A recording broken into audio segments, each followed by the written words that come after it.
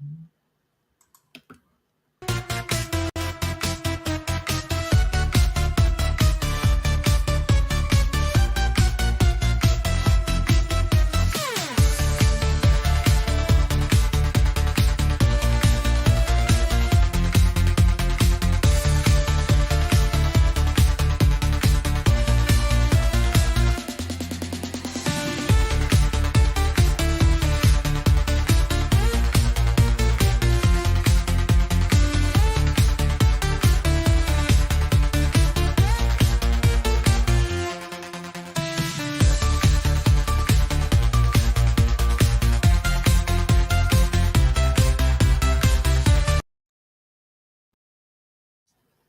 morning, good afternoon, good evening, depending on when you are listening to this. But if you're listening to it live, welcome to the show, Internet Uncapped, our first official live stream.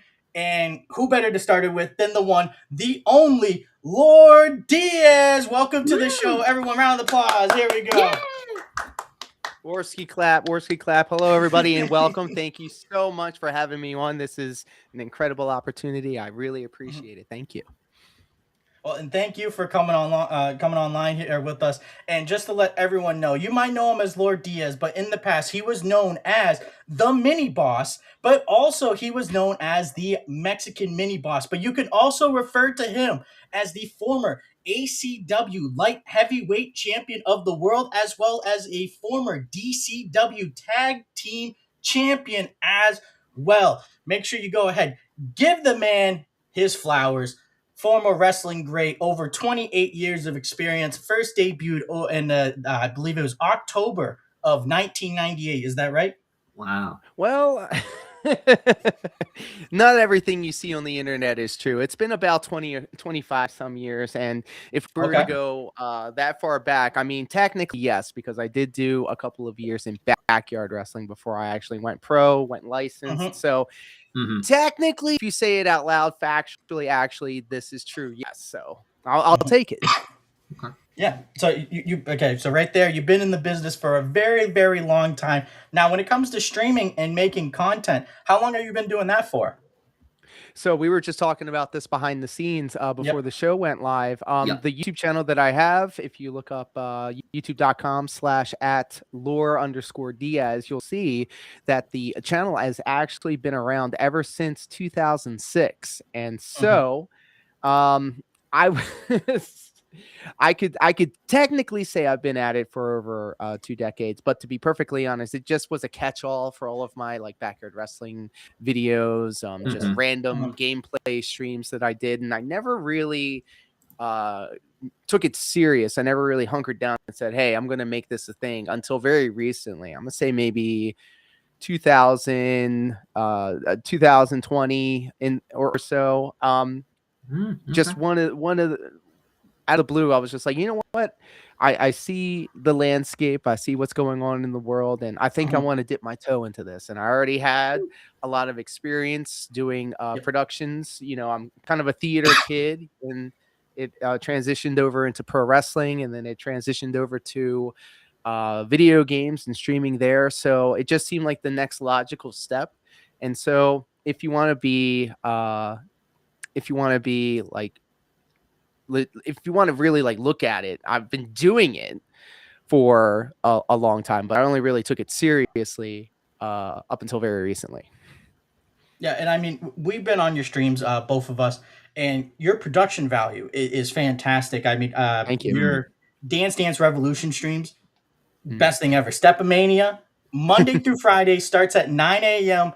Be there. You know, you can go ahead, make your requests. Kick is the preferred platform, but you can also watch it live on YouTube and on Twitch as well. It's, you know, again, fun time. Everyone's in there. Everyone's having a good time. I like to go in there, make sure that the frogs are dancing. I get those frogs dancing. And again, like you always take, no problem. And you know, you always go ahead and you take requests. And there's always banger after banger after banger playing. Today I recommended Kesha or Lady Gaga. You went with Kesha. Forget the name of the song. We Are Who We Are. We Are Who We Are. Yeah, it was off her debut album. Oh wow! So, again, Shout always out a to good time. Kesha, shout out to Lady Gaga. We have it all. We have all the genres. We have 20,000 songs that are available to be played. If you like hard rock, we've got that. If you got the alternative rock, we got that. If you like hip hop, rap, if you like the weeb cringe anime shit, we've got that too. A lot of it actually. But we won't get into that. Yeah.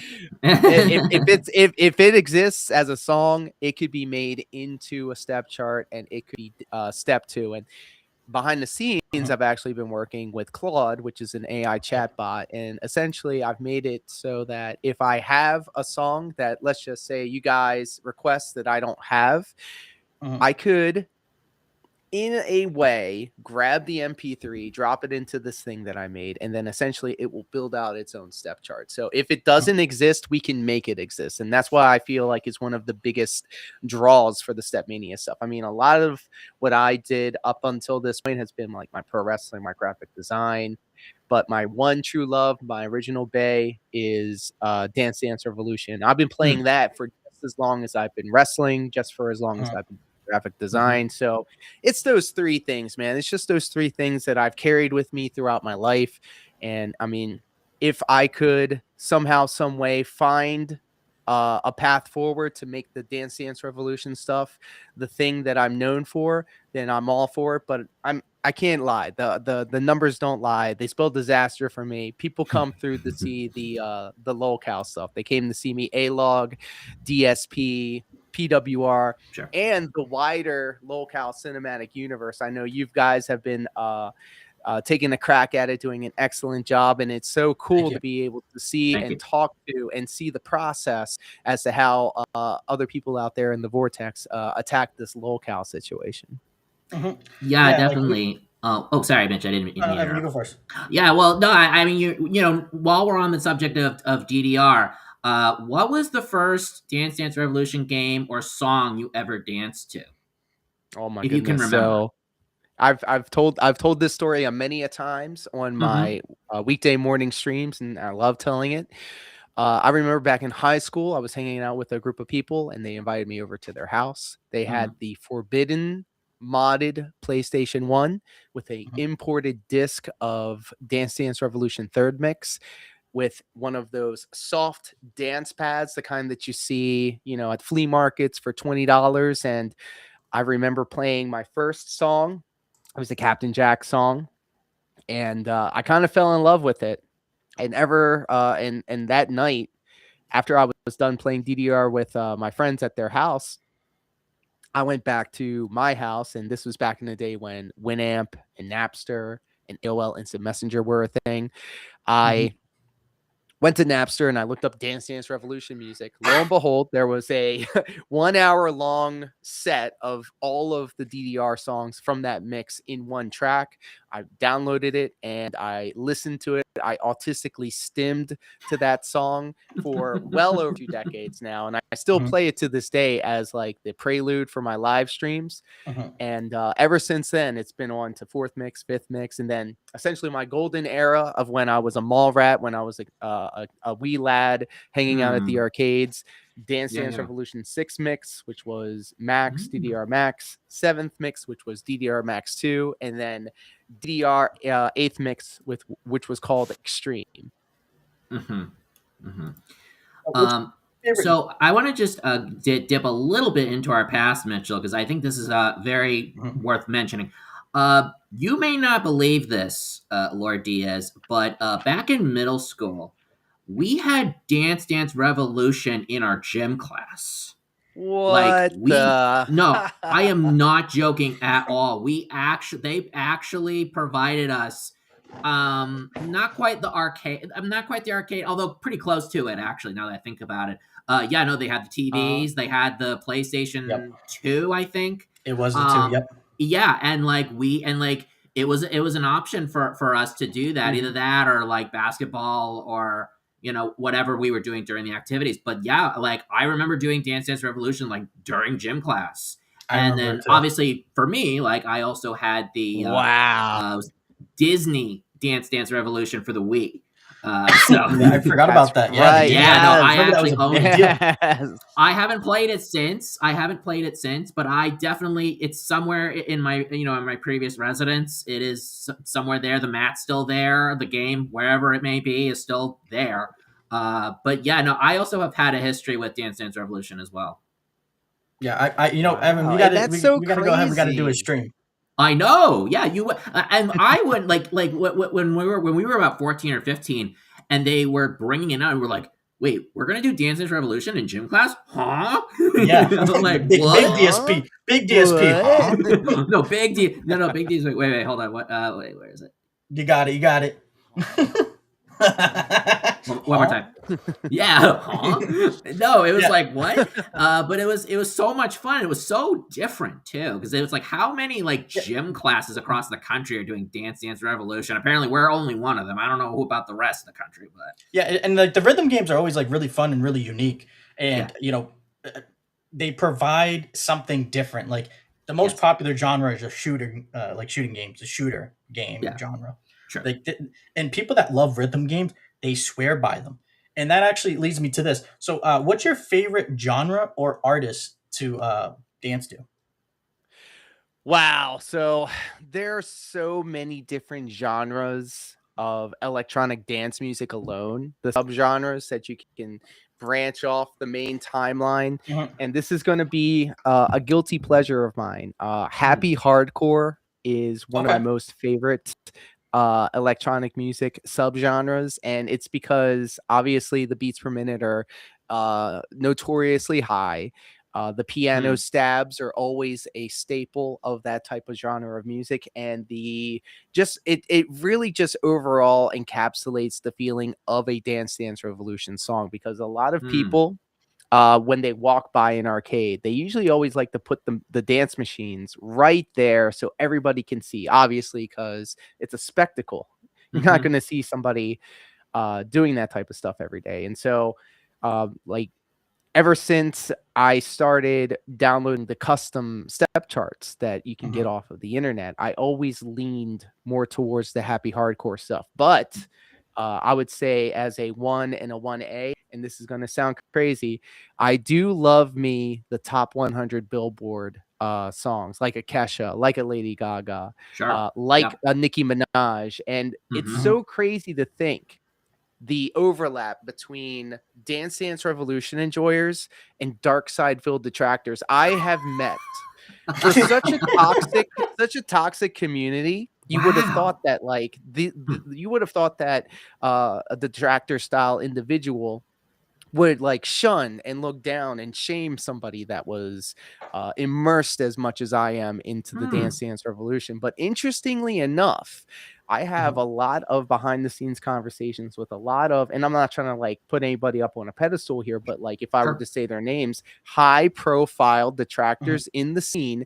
And we don't talk about Dark Side Phil. We talk about Dance Dance Revolution. And so if I can be the one to carry the mantle, to be the one that says, yes, this is the corner of the internet that you can go to for your Dance Dance Revolution fix, or if you're interested or curious about what it's all about.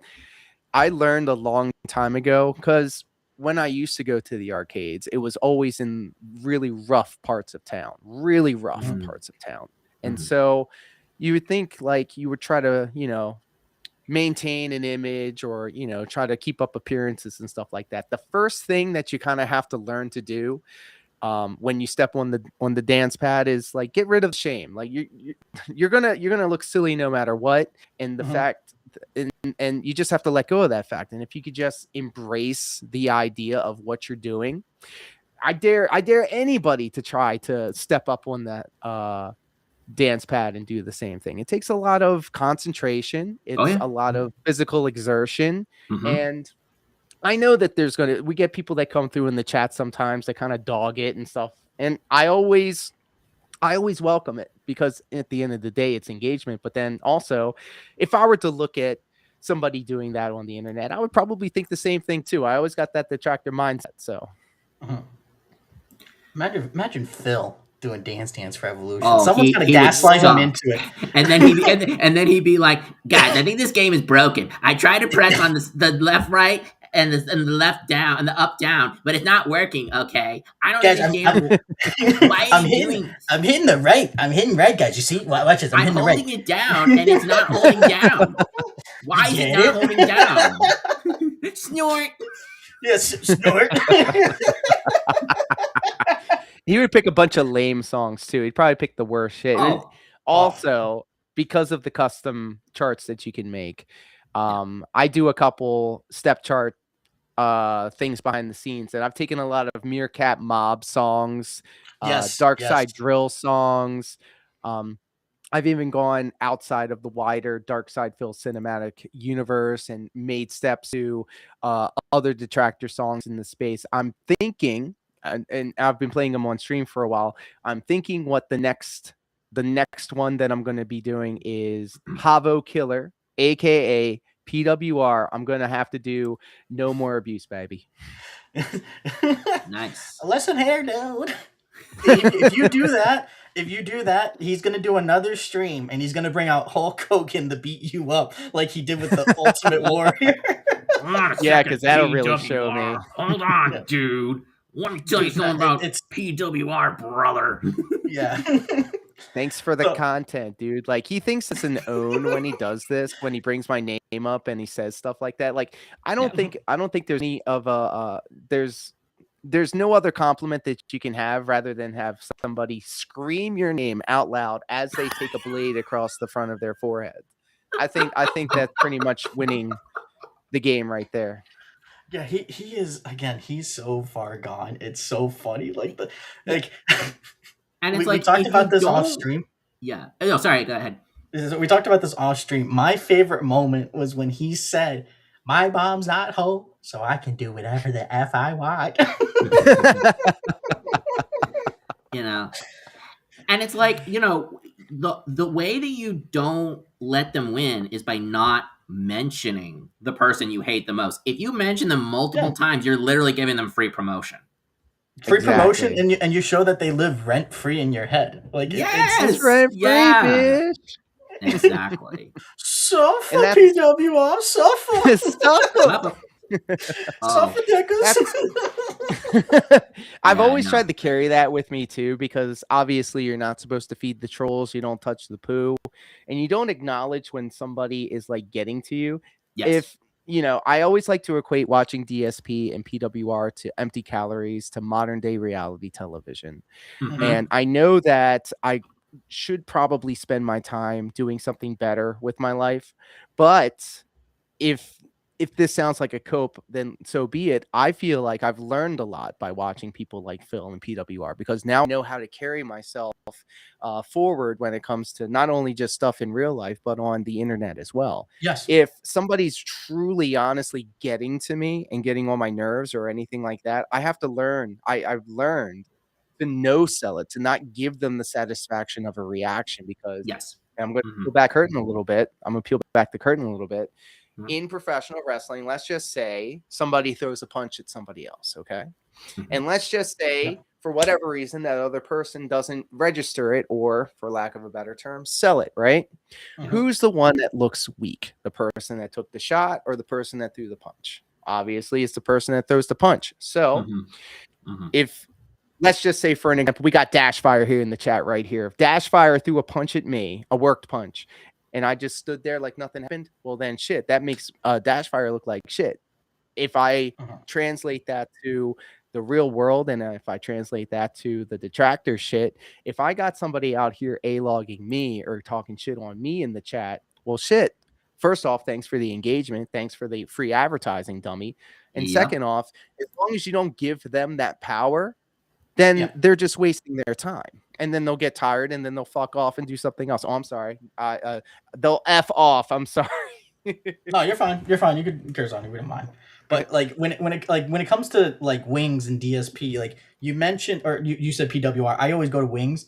I've had people on my TikTok write stuff like, oh, we get it, dude. Like, you post Cyrax dance videos. I'm like, yeah, they're hilarious. Yeah, like, it's funny. I put it with a different song. If you don't like it, okay, cool. Like, great. If you type something about how terrible it is or how it's cheap, sick, dude. Thanks for commenting. I heart it still. Yeah, thanks for the comment. Yeah. Yeah, appreciate the engagement, buddy. And there's been other people. It's like, oh, imagine having the name Mr. Lolcow, and then you're posting just strictly about lolcows. I'm like, yeah, it's in the That's name. Yeah, kind of thanks. the point. It's a yeah, brand, it's in the dude. name. Yeah, exactly. Appreciate it, fam. Like, or like I posted Anissa like her flipping the camera off. I posted that, and I did. You some mean like that 8.5 out of 10 Cadillac Anissa? Exactly. Yeah, PWR's future wife. Yeah, He's really. gonna save her from iDubbbz. Yeah. But yeah, I posted something. It was an edit of Darkside Phil like flipping out on a fan. I posted her flipping off, and someone was like, oh, like all these incels making fun of like Anissa and iDubbbz, and I didn't even engage with it. I just hearted it and then just moved on. Yeah. And then they commented on their own comment like, oh, figures you would like my comment but not respond. I like that one too. Thanks, appreciate it. Keep comments. I'll keep coming back and liking. Thanks for the engagement. Or as DSP would say, thanks for the money, dummy. Exactly. Exactly. It doesn't. Yeah, that's why everything that you see on the internet now is made to piss you off or get you mad or get you upset. They want that emotional response. It doesn't matter if it's good or bad nowadays. And I say this a lot on my channel a lot. Media literacy is important. And a lot of the times, if you go out there and you say like, okay, I'm going to glaze bad moments and reacts for 20 minutes. That's fun and all for bad moments and reacts. But there's no conflict in this movie. So if we're all sitting around jaying each other off and just agreeing with everything that we say, it's not going to make for a very interesting conversation. You got to have a little bit of conflict. You got to have a little bit of strife. And being somebody that has done a lot of engineering for podcasts for other YouTube channels, you need to have, let's just say in the realm of professional wrestling, play-by-play guy and then a color commentator. So you can have that back and forth. So you can have somebody that is calling it right down the middle, but then also have somebody who is, you know, pointing out the fallacies in the situations and such. Yeah, no, absolutely. Like, and like you bring it to like, you know, professional wrestling, because like you've done that for so long, and obviously it's easier to build a connection between it. But like what you're saying is spot on. You can like apply it to like different aspects of life. Like, you know, when you have a job, you have that one coworker that walks in and everyone goes, oh, it's this guy, you know, and there's conflict. There's always conflict in the workplace, and it's up to it's up to you to go ahead and realize that is conflict. I should avoid that guy, get away from him, and not put up with the nonsense. And like you said, it's like having, you know, internet literacy. It's true. And guys like Phil, guys like PWR, they don't understand it. No. Phil is the most illiterate internet person ever. Yeah. Like there's so many. I have a second account. I have a sock account where I've gone onto Phil's streams and I've gaslit him. I'm like, you're doing great, King. You're doing great. Doing great. I'm not blocked. I've been in there for months now. I'm not obviously going to say what the name is, but I've been in there, dude. I've been gaslighting him. Like when he was playing Resident Evil, I went in there and I started saying some stuff. I was like, I don't know, King. It kind of seemed buggy when you were trying to use the shotgun. See, this guy agrees with me. I definitely see the dropped inputs, dude. Yeah, exactly. It's like I could have sworn you blocked on that one. But yeah, that pattern play bozo. Yeah, right. Like this guy, all he's doing is a level 3 scrub move. I know. Pattern play pussy. Yeah. Now, speaking of DSP, this is a question we covered this on the show. We want to have your input on this. Oh yeah, when it comes to DSP. Now, do you think that he said in the Banana song, "It comes in denim"? It's denim, bro. I'm deaf in one ear, like this. 100% right here. It's just for show. This is the only ear that works. I'm deaf in one ear, and I even heard him say denim. Yeah. The fact that he's out here saying that it's something else other than that just goes to show. And I mean, we shouldn't be surprised because he's nothing but a dang dirty liar, and everything that comes out of his mouth is an instant contradiction of something he's either said before or something that he's going to say later. No, it really is, and it's like it's one thing to like say, oh, it comes in and then it rhymes with the word denim. But he's like, it comes in Nana, and it's like that doesn't make any fucking sense. Yeah, he tried to say that the whole time. The gaslighting of bananas aren't denim. They're not. It comes in Nana. I was trying to say banana, but I kind of like stumbled over my words. You get it? And I'm like, yeah, dude. what? No, you said denim. You said denim. Just own it. Like, and it's such a dumb thing to lie about. It's just such a dumb hill to die on. It's just his ego cannot get out of the way for something so simple and so stupid. Like it has to be. It's the oppositional defiant disorder. And I've learned so much about mental illness and mental and spicy neuro. Typical style individuals and their different ticks, and I'm learning some new things about myself as well. And it just it's a window into the soul of not just DSP but the public at large, because the mass, like it's not just contained to Darkside Phil and Renton, Washington. This is something that goes across not only the continent, not only the whole planet, bro. Everybody has this delusion in their head in one way or another, and it's just it's I've come to realize that when I deal with a DSP style individual, if somebody's acting like a DSP around me, I immediately shut it down, because I just have like this, I can't filter it out anymore. Before I used to just let it lie and let it be. But now if it's happening, and specifically if it's happening towards me, I cut it off. I thumb them in the eye, I shit can them to the floor, and it's not happening. And it's a problem that I have to work on, because like obviously I need to exercise some sort of tact when I deal with people out in the real world. But brother, it's hard out here. That's true. Yeah, no, it's and like again, you talk about the real world. Like whenever DSP talks about the real world, it is the craziest thing ever. Like I don't know if you like this past Thanksgiving. I think it was this past Thanksgiving. Talking about cranberry sauce. Cranberry sauce. And then he's like, you guys, I went around the whole store, okay? And then I started going up and down every aisle, and I was trying to get cranberry sauce, and it wasn't in the aisle. And I was like, they put it on an end cap? Huh? Like, why would they put it there? Like, if you want to sell, you put it on the shelves. Like a bunch of no-loads, you idiot. Why would you put it on an end cap? On his desk. On his desk, he had a freaking croissant, like, mouse pad. Oh, God, the croissant, and the baguette. Oh, and a baguette, too. But I was like, oh, my God. But, like, it's the cringiest things. Like, he does the cringiest things, and he says the cringiest things. But, like, to lash out about cranberry sauce being on an end cap, like, it's a common dish for Thanksgiving, especially during the holidays, bro. You would expect it to be in the end cap, which drives me insane, because he'll say these things that obviously make sense to people that live in the real world, but to him, it's a foreign concept to him, and to like it's people watching to this very significant degree. This one person, him. I'm surprised he's still alive. I'm surprised that he's made it this far. And it's probably because he's been holed up in his room for the majority of his life. You got to think how depressing that is. How depressing it is.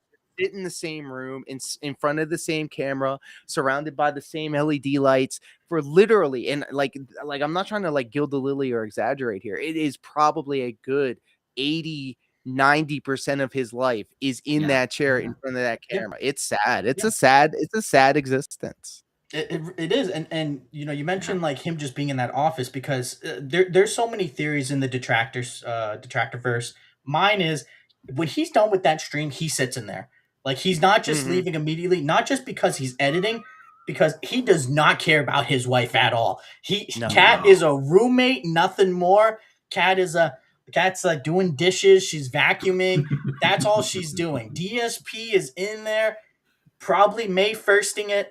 And he's going ahead and he's playing WWE champions with the gin, and he's vibing. That's his vibe time. And then he's ordering DoorDash, getting turned. Like there's been some nighttime streams where he goes on there and he starts kind of slurring a little bit. I'm like, one too many sips of gin there, Phil? Getting a little turnt there, Phil. And I actually recently on the Mr. Lawcow channel, I actually did some people will call it gay ops, if you will. And I actually reached out to the Total Wine near him. And I actually got a bunch of information. And I can confirm without a doubt that the amount of liquor that he got is actually more than what people think. I wouldn't be surprised. Yeah, I wouldn't be surprised. And the reason why I say that is because the Total Wine that's out there, they have a rewards program, and the lady on the phone told me that the rewards program applies in every single state in the U.S. except for Michigan, Massachusetts, New York, and there was one other state.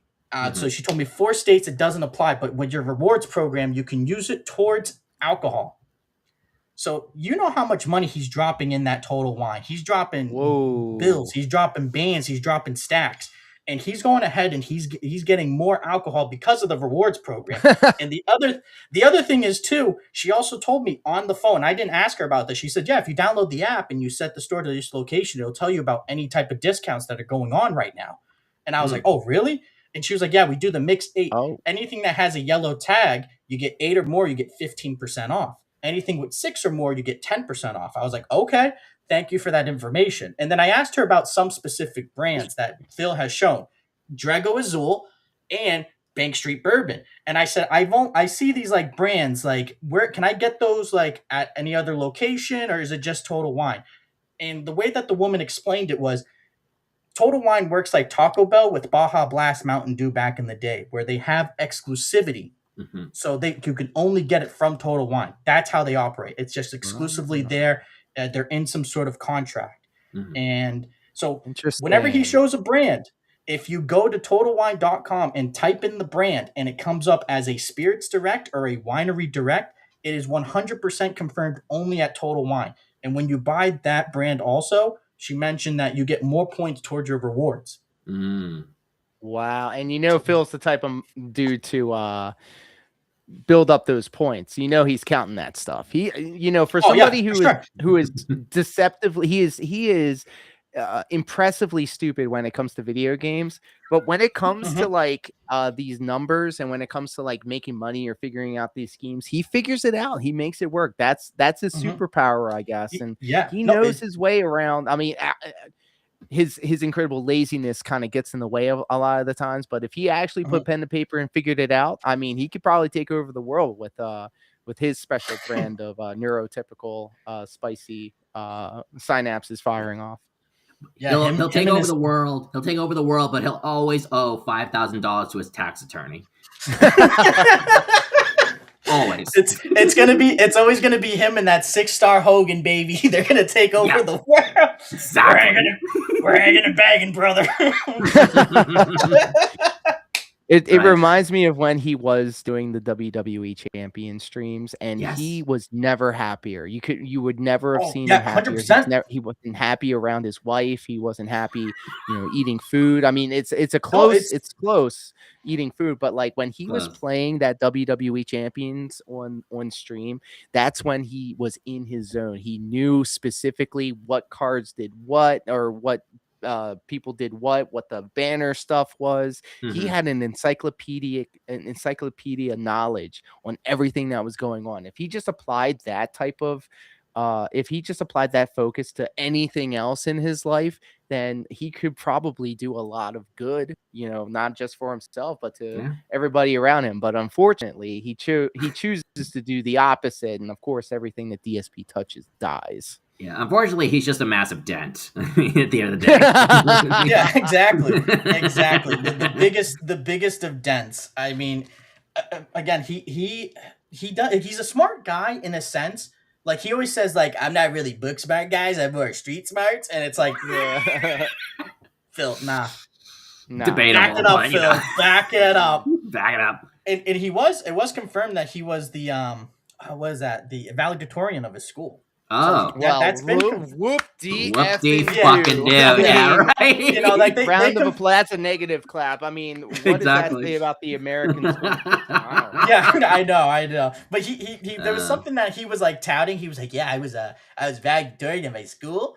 And then the trolls did the research, they found it, and they or the detractors, they found it, and then he was like, "See, I told you, I don't lie all the time, guys. See these little nuggets of truth? You get it?" And again, back to the media literacy stuff. DSP has been notoriously hated on ever since he got onto the scene. This isn't a new phenomenon. Nope. So he's been despised and he's been hated throughout the majority of his life, whether it be growing up with his family, whether it been high school, or whether it be his fighting game days, whether it be him starting up doing the live streaming stuff or the videos thing. He has always had a contingency of people that just do not like him. And so, again, back to the media and internet literacy thing. Why are you giving your haters, your ops, all of this information? Like, this is where I went to school. This is what I did here. This is my electricity provider. This is like, brother, like, I understand that maybe like he came up in the days of like early internet where people weren't really doing that type of stuff, but like it's a completely different beast right now. Yeah, no, it's changed. It's changed. You can't once the it's last on the 6 internet, years, let alone decade, 15 years. I mean, the changes have been so drastic. Yeah, I mean, especially like just look at like the YouTube platform as like itself. Oh, God. It went from people going ahead and back in the days of machinima, people were going ahead and using their crappy Xbox 360 or PlayStation Bluetooth devices, or just any type of like device on their PC, PlayStation, whatever, recording their gameplay, and then just getting a microphone going, "Yeah, so this one time, man, in high school, I crapped my pants in Spanish class. So let me explain what exactly happened. So now, what do I mean by that? Yeah, so I had gone Taco Bell, and that was like the whole point of the video was to kind of be the train or the vehicle, if you will, to move the video along, so you can watch something while someone tells you why they crapped their pants in Spanish class, and that's what it was. Now it's like people come on here onto YouTube, and there's like people that are full blown like animators. Like you have animation like channels now. You have people going ahead and like, oh, story time. Let me just draw a bunch of doodles, and the platform has grown immensely. And Phil, when that growth was still happening, he was still using the camcorder. So he just mentally just hasn't matured. And on the subject of DSP, when did you get introduced to DSP? When was the first time you? Because I knew about him in middle school. Story. I knew about him since middle school. Really? Yeah. Oh my goodness. So you never forget your first. And I remember my first lolcow. Trust me, there will be a point to all of this. In the very early internet, there was someone called Jessie Slaughter. The consequences will never be the same. She was a train wreck on the internet, and I followed her through the 56K modem days into like the into the modern era, and it was fascinating in a twisted kind of way, seeing how crazy the internet was to this one person. That eventually blended into figuring out who Chris Chan was. And that was like, I would say, the prototype for your modern day lolcow. Yes. Of course, we all know how that ended up. Oh, we're not going to touch that shit. It's still going. It's still happening, and it's so we're not going to touch that, but I mean, we all know where we were when 9/11 happened, and we knew where we were when we first were exposed to Chris Chan.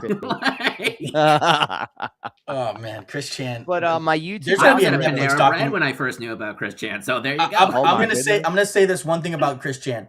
There will be a Netflix documentary. Mark my words. Netflix will make a documentary on Chris Chan one of these days. If there were ever going to be a documentary, like Netflix style documentary, Chris Chan would be top of that list. So on YouTube, when I was watching Chris Chan, obviously YouTube was like, oh, okay, so this user must like lolcows. So let's serve him up some other lolcows. And that brought me to Down the Rabbit Hole, which did... Noah Antweiler, the Spoony one, and then eventually Dark Side Phil. And I had no idea who this person was, and I was really into Down the Rabbit Hole as a series. So I was like, all right, whatever, let's watch it. And because of that one interaction with that one DSP video, all of a sudden I was starting to get recommended other Dark Side Phil videos. And of course, the titles were Gilding the Lily, kind of clickbaity. And this was like my first real kind of like taste of the locale culture. This was around, I would say, I don't know, 2020, when COVID was happening. We were all locked down. Yep. And so I was watching a lot of Duty streams, Snort Hogan. Shout out. Yeah, shout out. And Chill Murray. So they were all the first exposure that I had to the detracting side of DSP. And I found myself watching a lot of the Duty Streams videos and a lot of Chill Murray's videos and a lot of Snort Hogan's videos. And because of that, obviously the algorithm was like, well, I guess you like locale, so let's serve them up some more. So Morgus X is probably the first real video that I sat down and watched when it comes to DSP. If you haven't listened or seen Morgus X, I would highly recommend it. He's I think he's from Louisiana, maybe somewhere down south, because he has a very excellent radio voice, has a very unique sound, a very unique accent. And I was drawn to that, and I was watching a lot of his videos, and then it just kind of like blew up to where now, a couple of years later, maybe 2022, DSP was talking about Comcast stuff. This was the big Comcast arc where his internet was dropping out, his Wi-Fi was getting changed, and I don't want to scare anybody, but I used to work for Comcast for about, I don't know, 12, 11 years. I've been in telecommunications for about 15 altogether. And so I knew for a fact that all this stuff that DSP was talking about in terms of the Comcast stuff was BS. And so I was like, of course it's all BS. DSP, BS, and you're crazy. No, there's the thought. Such an honest guy. Oh, yeah. What a guy. So, he was the best guy around. What about the best? What Moida? Yeah. So I had my camera, I had my computer, and I was like, let me just throw my hat into the arena and put out my own video. And based off of what I've seen from Duty, from Chill, from Snort, from Mortis, I was like, let me just put my opinion out there and see what kind of response it gets. And so ever since then, and this was around, I don't know, 2022, 2023, all the way up to present time, I've been able to collaborate and link up with a bunch of different people in the Detractorverse. I've had a lot of opportunities to go on other people's shows, present company included. And I'll always say this, and I've said this actually before on this stream, but for one of the most toxic communities on the internet, I've never met a nicer group of people. I've had so many people help me out. I've had so many people just talk to me outside of the DSP stuff, just chopping it up about life and stuff like that. And I always found it interesting that with all of these different backgrounds across so many different creeds, cultures, just different stripes of human being out there, we all found our common ground with DSP and locales. And who do I see over here in the chat? Is that a wild Cassandra here? Oh, Cassandra! Shout out Cassandra. We appreciate big you. ups to Cassandra, friend of the show. Yes. Love it. Yeah, no, I mean, but you're right about DSP. Again, like, there's so many people, and like when you hear about everyone's background, like Broside Phil being a police officer, and shout out to Broside. Yes, yeah, he lifts all the time. Like, he talks about his time at the gym, and recently he was discussing Phil, and just like he's like, Phil, your arms can't fill your shirt. Like, you're lifting, but like you're not getting the results that you think that you're getting. Which just honestly, they don't even fill out the rest of his body. He always talks about like how he's been lifting, he's trying to live a healthier lifestyle. But trust me, guys, Kat, she's skinny now. When he says that, I'm like, oh, Phil, why would just don't leave Kat out of it, man. Don't do that to her. But he's again just such a dunce, and like right now he's in a weird like arc. Like there's not really anything major. It's like the Denim Banana arc part 2, Electric Boogaloo, like the workout arc. Yeah. Like it's like man. there's so much going on with DSP. But as far as arcs, what is your favorite DSP arc out of all of them?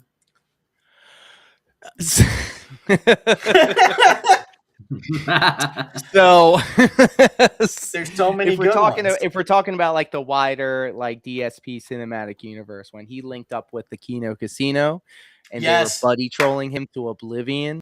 So I was not aware of the Kino Casino stuff until they started covering the Nick Rekieta stuff, and so I started watching Kino Casino, and I saw that they were talking about DSP.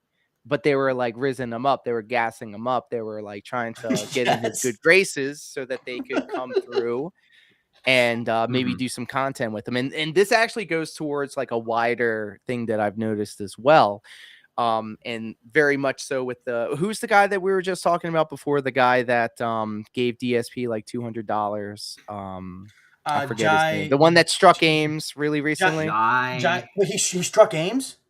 Yes, No. He gave him a copyright strike. Yeah. Oh shit! Dude, this guy is breaking out. News to me. Holy fuck! Jay Hayes, Jai Hayes. It's Jay Hayes. Yeah. Wow, sorry, I was going off on a tangent there, but no. No, you're fine. There is a contingency of people that kind of come through, and I had a conversation with somebody about this because I'm the internet locale guy to a bunch of my people in real life, and they asked me like, what's the appeal? Why are you doing this? Why is this something that you're like kind of doing? And I'm like, well, I mean, like, I would love to be known for my pro wrestling stuff. I would love to be known for my DDR stuff, but the views and the engagement, attendance, and support all come from the locale stuff. And I happen to find myself nestled. I found myself in a unique situation to where not only am I covering DSP, but I'm covering the wider DSP dents. The people that come through and give DSP money, like Captain Alex, like PWR, like that vape guy. And so I swear I'm getting somewhere with this. I swear I didn't get high before this, but no problem. Again, keep going. many concussions. I've been dropped on my head many times. I swear I had a point when I was getting to this. The Kino Casino, they saw the opportunity to make some money, to 100%. Make some money off of DSP, the same way that Pasta Eric did, the same way that like all of these fly by night, flavor of the month, wannabe detractor come through and try to make money off of being a detractor or hating on detractors or white knighting for Phil and stuff like that. But Kino Casino was like a masterclass in how to get DSP to lower his guard, to fleece him for everything that he's worth, and now still to this day continually using him as a source for content, which in turn gets them enough support for them to go ahead and do these extended vacations at any time. So if you were to, put a gun to my head and say, hey, when was the best arc? It was probably when Kino Casino was doing stuff with DSP for sure. Yeah, and the best part about with Kino Casino too is everyone, and I mean everyone that was not Phil, knew how this was going to end. And he kept insisting that, like, and he was talking to Triple P, like, can you believe these no-loads? They think that you're going to betray me? Huh? But what? And talk about media illiteracy. That was media illiteracy at its peak with him. Yeah, because that he was could honors. not stop fucking talking about them, and it just led to such a downturn. It was incredible. And the best part about it too is the breaking point was when Triple P was saying about Kat. He was like, "She's fat," kept shouting it, and then DSP was like, yeah, she's kind of big. She's kind of thick. She's kind of thick. And then, dude, I think you're right. She's kind of thick, but big girls need love too. I mean, come on. But I remember Duty Streams was one of the first people that came out and was like, "Hey, like, DSP, that's your wife." Like, yeah, right. It doesn't matter if you're doing the podcast with him. You go defend your wife. And Duty, I'm paraphrasing here, but he said, and I agree with him in this instance. And I've said this to Evan before, online and offline. When you're in a relationship, you're like, not your job, but it's your duty. You do it. You support your significant other. Yeah. You don't like, if I was talking with friends, like I wouldn't say to Evan, I wouldn't be like, oh, my significant other, like, piece of shit, like always messy, always late. Like, no, best, funniest, great smile. I would say all these kind things, and if they ever need support, I would support. And I would hope that in return, they would say the same, like reciprocate that same thing. And then here's DSP going on stream saying, I got diarrhea from the cake she made me. Sick, DSP. Sick. You rock, bro. Like, thanks. Good job. Why do you have people that obviously don't like you these things, Yeah, exactly. What a loving husband he is. And then, Triple P goes ahead and says, like, he says your wife's fat. And then when I forgot what wrestler it was. They showed a wrestler. And it might have been it was Piper Niven. Niven. Okay, that's who it was. Right. Piper Niven. And then she's like, it's Cat! Style individual. It's Cat! Yeah. Oh my God, it's Cat! It's Cat! And then DSP was like, and then he continued to still do work with him. And so it's just like, I mean, okay, so my running Theo theory is that Phil is a gay, or at the very least, at the very least, asexual. He has no interest in the fairer sex. He has no interest in any of that stuff. I have a feeling that the only reason that he got married to Kat was because the parents wanted him to, because they were afraid, that maybe, something was a little, the alternative lifestyle is DSP's thing to do. And obviously it was all of their, blessings and all their money and all of their insistence to make that happen. Kat is essentially, and this is something that I learned from a buddy of mine. She put me onto this term called beard. Kat's a beard, to give Phil the illusion or the impression or the sight of being in a heterosexual relationship, which is something I never knew existed. Because never heard of it either. Yeah. Like so many things that you can learn from this detractor stuff. No, really? Wow. And then looking back at all of the old footage, like Phil had a horny ass teenager throwing the ass up, ready to get it on at the hotel, and Phil's like, and here's the bathroom with the mirror. Yeah, he wanted to do anything but that. Panda Lee was pretty much telling him at any point in time was like, breed me. Like, that's mighty submissive and breedable right now, Phil. And he's like, well, I gotta go see what kind of food we can order. Like, okay, brother. She was like, you could we could start doing this right now on the table. Oh my God, please don't touch my Gears of War figurine. There's like $600. What are you doing? Where else am I supposed to put the electric bill? I put it in between the gun and Marcus Phoenix's hands. Now guys, all of my action figures need to be on the kitchen table. Snort. Yeah. Oh, dude, I still can't. That condo tour where he just had everything everywhere.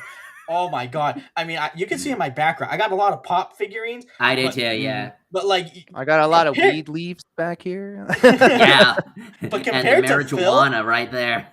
Yeah, compared to Phil, oh my God, I got nothing. I don't have. I got nothing either. Together, it's insane. Yeah. And that also goes to a point of, and I'm like learning more about like psychology and mental states and stuff like that because of all of this stuff. So I feel like it's an education as well. The hoarding the constant Yes. hoarding of all of Yes. the needless stuff, the Yes. need to spend, the need to consume. Mhm. And I'll say it because I've lived it with a relative. It's a mental illness. It is. Yeah. The constant stacking of things and the refusal to put things away or to sell them or get rid of them. It's hoarder mentality, and that is an actual factual, mental illness. Not like a bad thing. It's just the way that people are wired, Yeah. But it can get to a point where you have trash from the floor to the ceiling, and that's another trait that a lot of these locales exhibit is consistent the styrofoam. stacks of shit everywhere. Yeah. The styrofoam in his garage. He had said that the styrofoam went to his ceiling of his garage. He had so much trash in the garage that the styrofoam was touching the ceiling. That is what he had said. He said it blocked the light. So I would hate to see what that garage looks like. I do not envy that garage. Yeah. It's probably where all the, I wonder what the rest of the house looks like. Beyond that room, I am very interested in seeing what the rest of that house looks like, because I mean, we had the office tour. We had a couple of them actually, and the way that his cable management is, like, because of the fact that I did live with a hoarder for a little while in the family, it really like kind of burned it into my brain that if something is out and I haven't touched it in like a week, it needs to go somewhere, like away.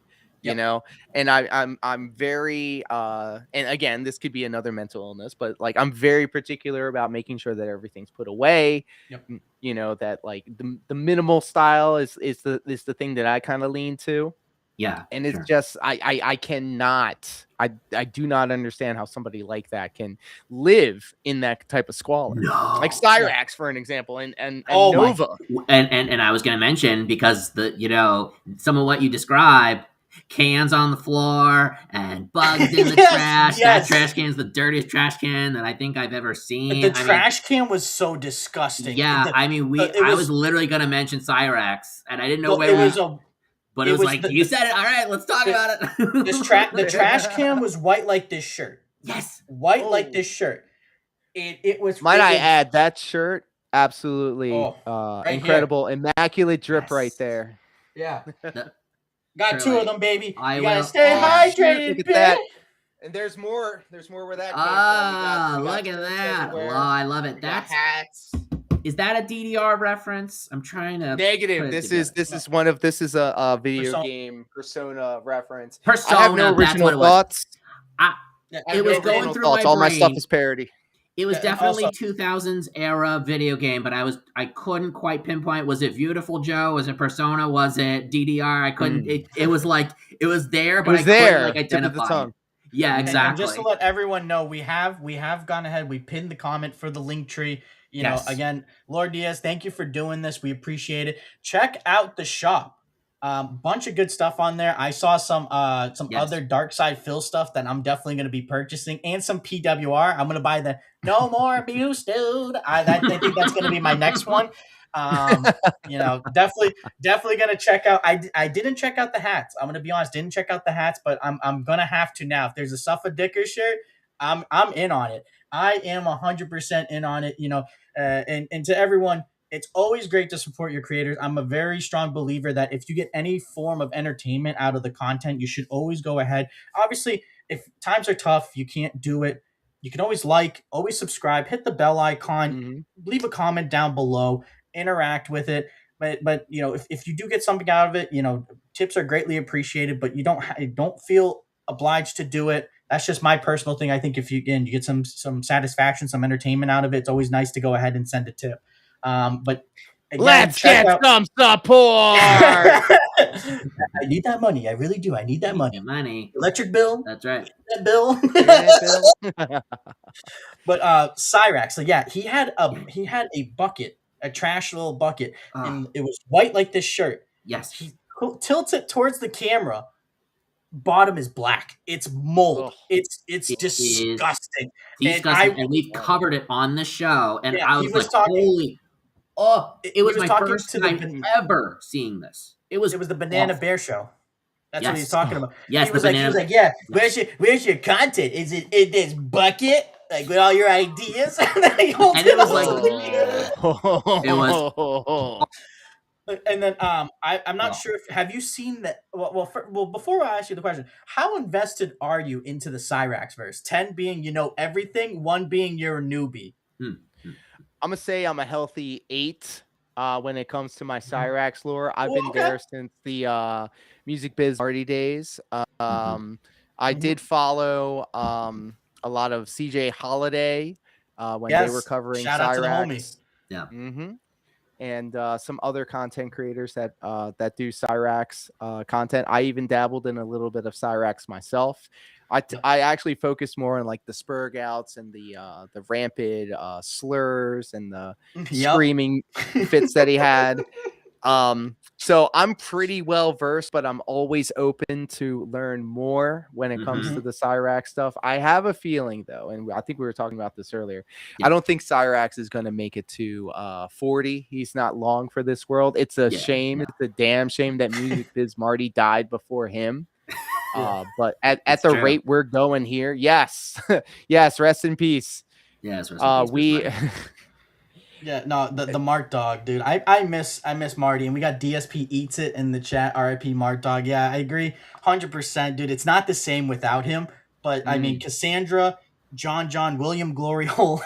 that name. Shout out to all of Edward them, Boy, like all those people. They're the best, man. Like the way that they go ahead and they hold it down and they just keep him accountable. I mean. For Cyrax, there's so much lore behind it. And I've gone through his Instagrams, multiple, his Facebooks, multiple. I found so many funny, like, pictures, photo, like everything that you can imagine. And it's just so great to see the evolution of him from when the trolls first showed up to what he looks like now. And he's aged 10 years in the span of a year. It's crazy.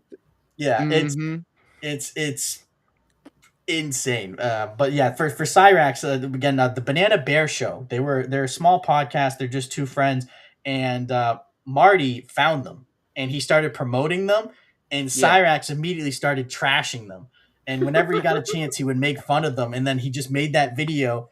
And it was after Marty had passed that he started really picking it up, and he wanted to take his aggression out at someone. So he took it out on them, saying, "This is your guys' content. Look at it." And then shortly, like I want to say like 4, maybe 5 months later, the Edstein files came out.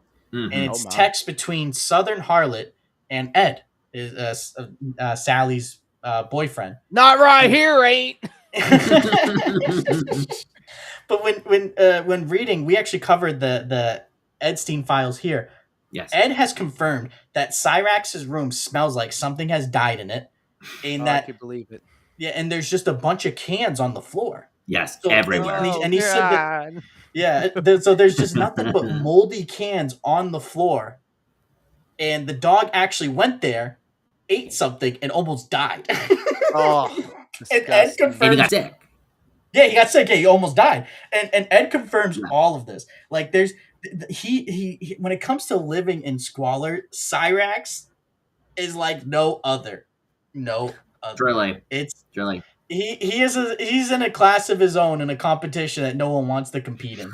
So one more question for DSP here. Do you know about the Snort Exchange? Yes, I am familiar with the Snort Exchange, and I was all in on Divorce Coin until he got scolded by his by Cat during the Wings conversation. So I'm gonna have to reinvest. I mean, the economy is shit right now. Anyway, that's what I voted for apparently. But I'm all in on the health coin now because DSP's not making it. He's in rough shape. I went 50-50. I went roommate coin and I went divorce coin.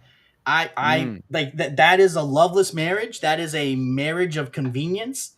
That's you have a roof over your head. Your crazy sister can't come over, but there's a roof over your head, and you got a car to get to and from work. No brazy mama around here. Hey, look here, listen. I mean, Brazy Mamo can stay wherever the else she's at, whatever group home or whatever hole she has found herself in. But if Officer Sanders wants to party, hey, I mean, I can afford, what is it, 1161? Think so, something like that. Yeah. It's some number. We need another funny number because 6-7. I think it's ran its course. Yeah, 8-9. I don't know if you saw the grid. She's like 8-9, 8-9. 8-9, yeah. Oh, I love that response. Yeah. So speaking of people within their own class level, we wanted to pose to you a hypothetical. Who do you think would win in a fight, Cyrax or PWR? Whoa! Now that's going to be difficult because we've all seen PWR's body. Okay, the body built by Burger King. He's got that skinny fat. All right, so like I know I'm no spring chicken, but like the dude, he's got like this gut on him, and he's got the scrawny arms, and like it's not working out for him. Yeah.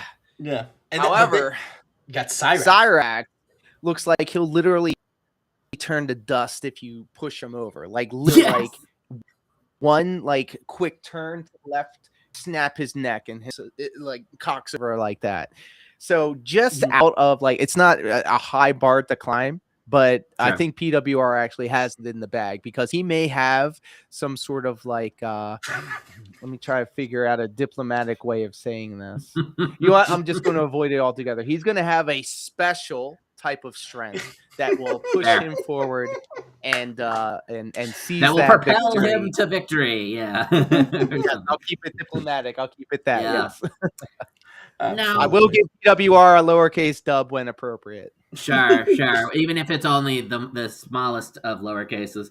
Now we do want to say so.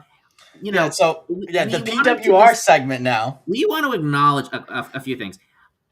I did not know about PWR. Mitchell knows all about PWR, and I've been playing catch up when it comes to him and the whole thing and the whole 9 yards. Now, as I had learned, he's a big fan of Burger King. Let's go. He's a big fan of Burger King, and it only makes sense that we eat some Burger King while talking about PWR. And if you're watching, because I know you probably watch all of Lord Diaz's streams, this is a shout out to you. I have a cheeseburger in my hand, and guess what? I have a high C fruit punch as well. And guess what? Guess what, PWR? Our mom didn't have to get it for us. We got it on our own. No, I got it for $6. I drove to get to the nearest Burger King near me, and it's only $6, bitch. So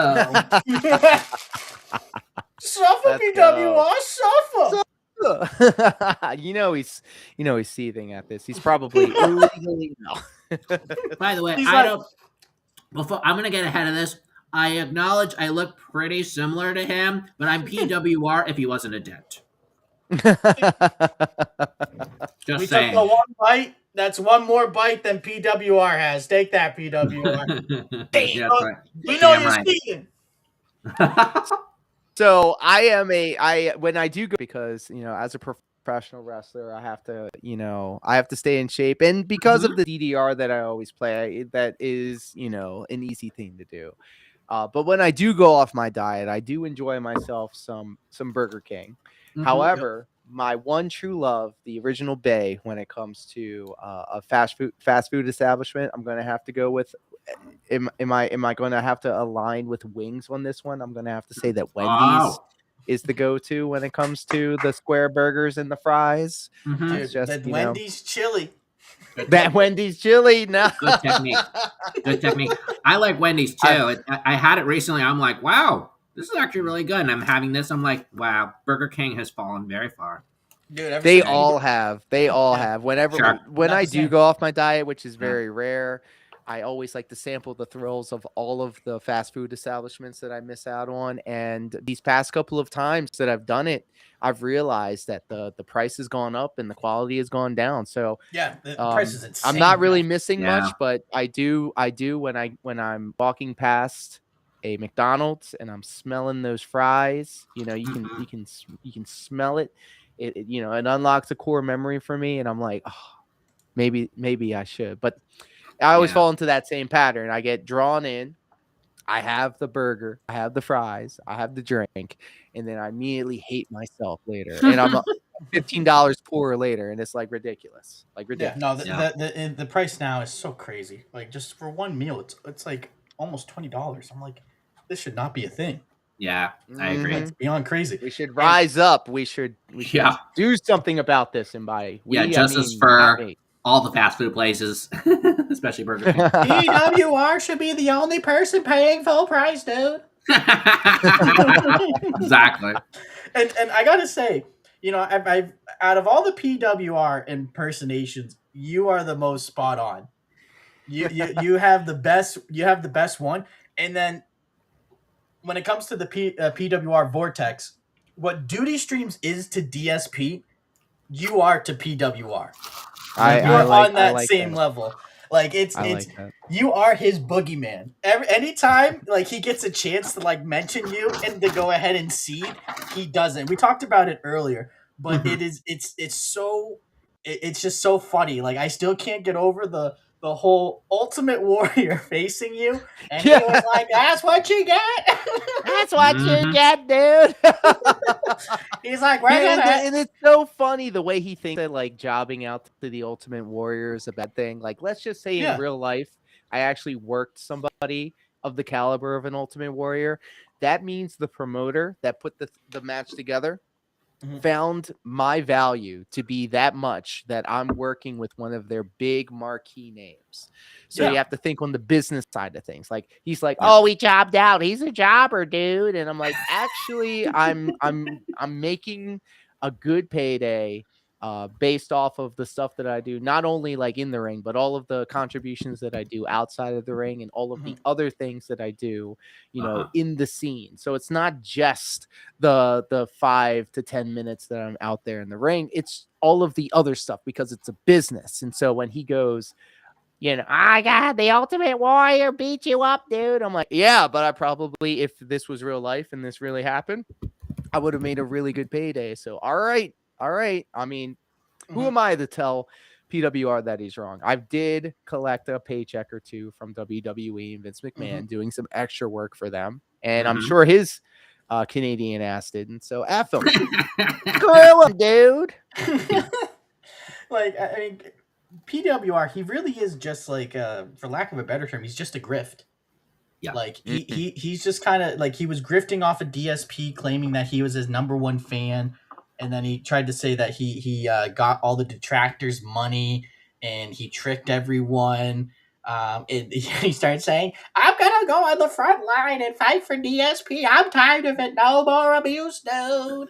And he tried to be a martyr for DSP, and it's like, dude, like, stop. And that now he's like.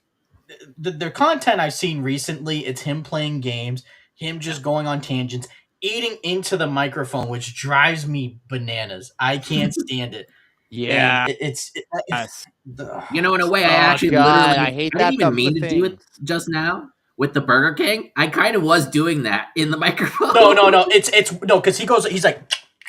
Oh, okay. I was. I see this guy in the chat, dude. He's talking a lot. And he'll do it intentionally because he knows that it pisses people off. And it's like, okay, so you're also chewing in the mic to the people that actually unironically enjoy your stuff. And there are a bunch of people that unironically like PWR. And to be honest, if we're grading on a scale, I would much rather watch a PWR stream than a DSP stream, because if you've listened to one DSP stream, you've heard them all. You can go to any video that he's done, go to any part of that video, and you're guaranteed to either hear him bitching or hear him begging.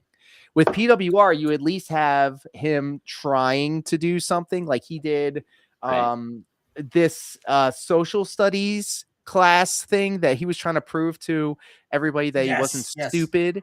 And he was like doing an online forum talking about like social studies and stuff, not even Canadian social studies, like American social studies. He was trying to use it as some sort of own, like, okay, dude, you knew who the 15th president was. Who cares? Who cares, dude? Yeah. Meanwhile, like there was some of the questions, I don't know. I can't really say if he was guessing or if it was like I feel like he took it before And I think you mentioned this on stream Yeah, too. yeah, He definitely before. He definitely looked at a guide. I'm sorry, go ahead. Yeah, I was gonna say he probably like went through it, clicked on everything, and like wrote down all the answers prior like DSP to, and then when he went through. Right. Exactly. Like looking at a guide, looking at something, or just having AI do it before. What are the answers to this test, dude? Because now they have like Cyrax doing AI. Nova, can you give me a round number? Like, Nova. Oh, dude, Cyrax with Nova is insane. I can't. That's a whole other like can of worms. But yeah, no, all these lolcows with like AI. I'm seriously so considering trying to do some Nova coverage because that dude is absolutely bonkers. Like Nova online. It's the triple threat. Yeah. The delusion, the disgusting hoarder mentality, and then of course being all that creepo shit. You know, it's like the triple threat right there. Mm-hmm. Yeah, I would say Nova. He's popping off right now, and I mark my words, Cyrax will be back. It's like Avengers, Cyrax will be back. Cyrax will return in Doomsday. Exactly. There's a skit right there. Oh, I could see him assembling the roaches in his room. Yeah. And then he's getting other lolcows. He's got DSP, the 220 man. It's the assembling a team. The ability team. Can he assemble like a bunch of like adventures? It would be like Cassandra, like as a buddy troll, masquerading as somebody else. It would be Edward Boy or William Gloryhole pretending to be other people.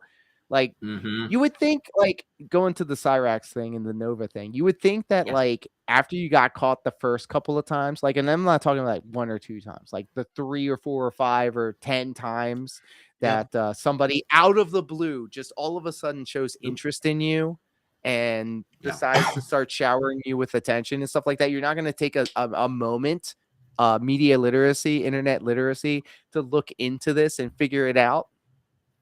Yeah, no. And when we talked to Cassandra, that was one of the questions. Like we asked her was like, "How did you get involved with Cyrax?" And she had reached out to him on Instagram. Then John pointed her in the right direction. Said, "Hey, this is the best way to reach out." She called him on Messenger. John. Yeah, and big ups to John. And when she called him on Messenger, he was like, "Who's this?" She's like, "My name's Cassandra. I'm a big fan." Yeah, but who is this? And then she reiterated that her name's Cassandra. She's a big fan. And he was like, "Oh." And I guess they talked on the phone for a little bit. And then before he hung up, he was like, "You want to be my girlfriend?" Like, in the span of like 5 to 10 minutes, he was just like, "That's my bae." And then he talks to a girl once. I see the rest of my life with this person. And then he got like some sort of like ring. It looked like it was a toy ring. And then he started going, and he always has his eyes closed and he's looking up and he goes, "Baby, would you make me the happiest in the world and maybe marry me, Vince?" Come here, baby.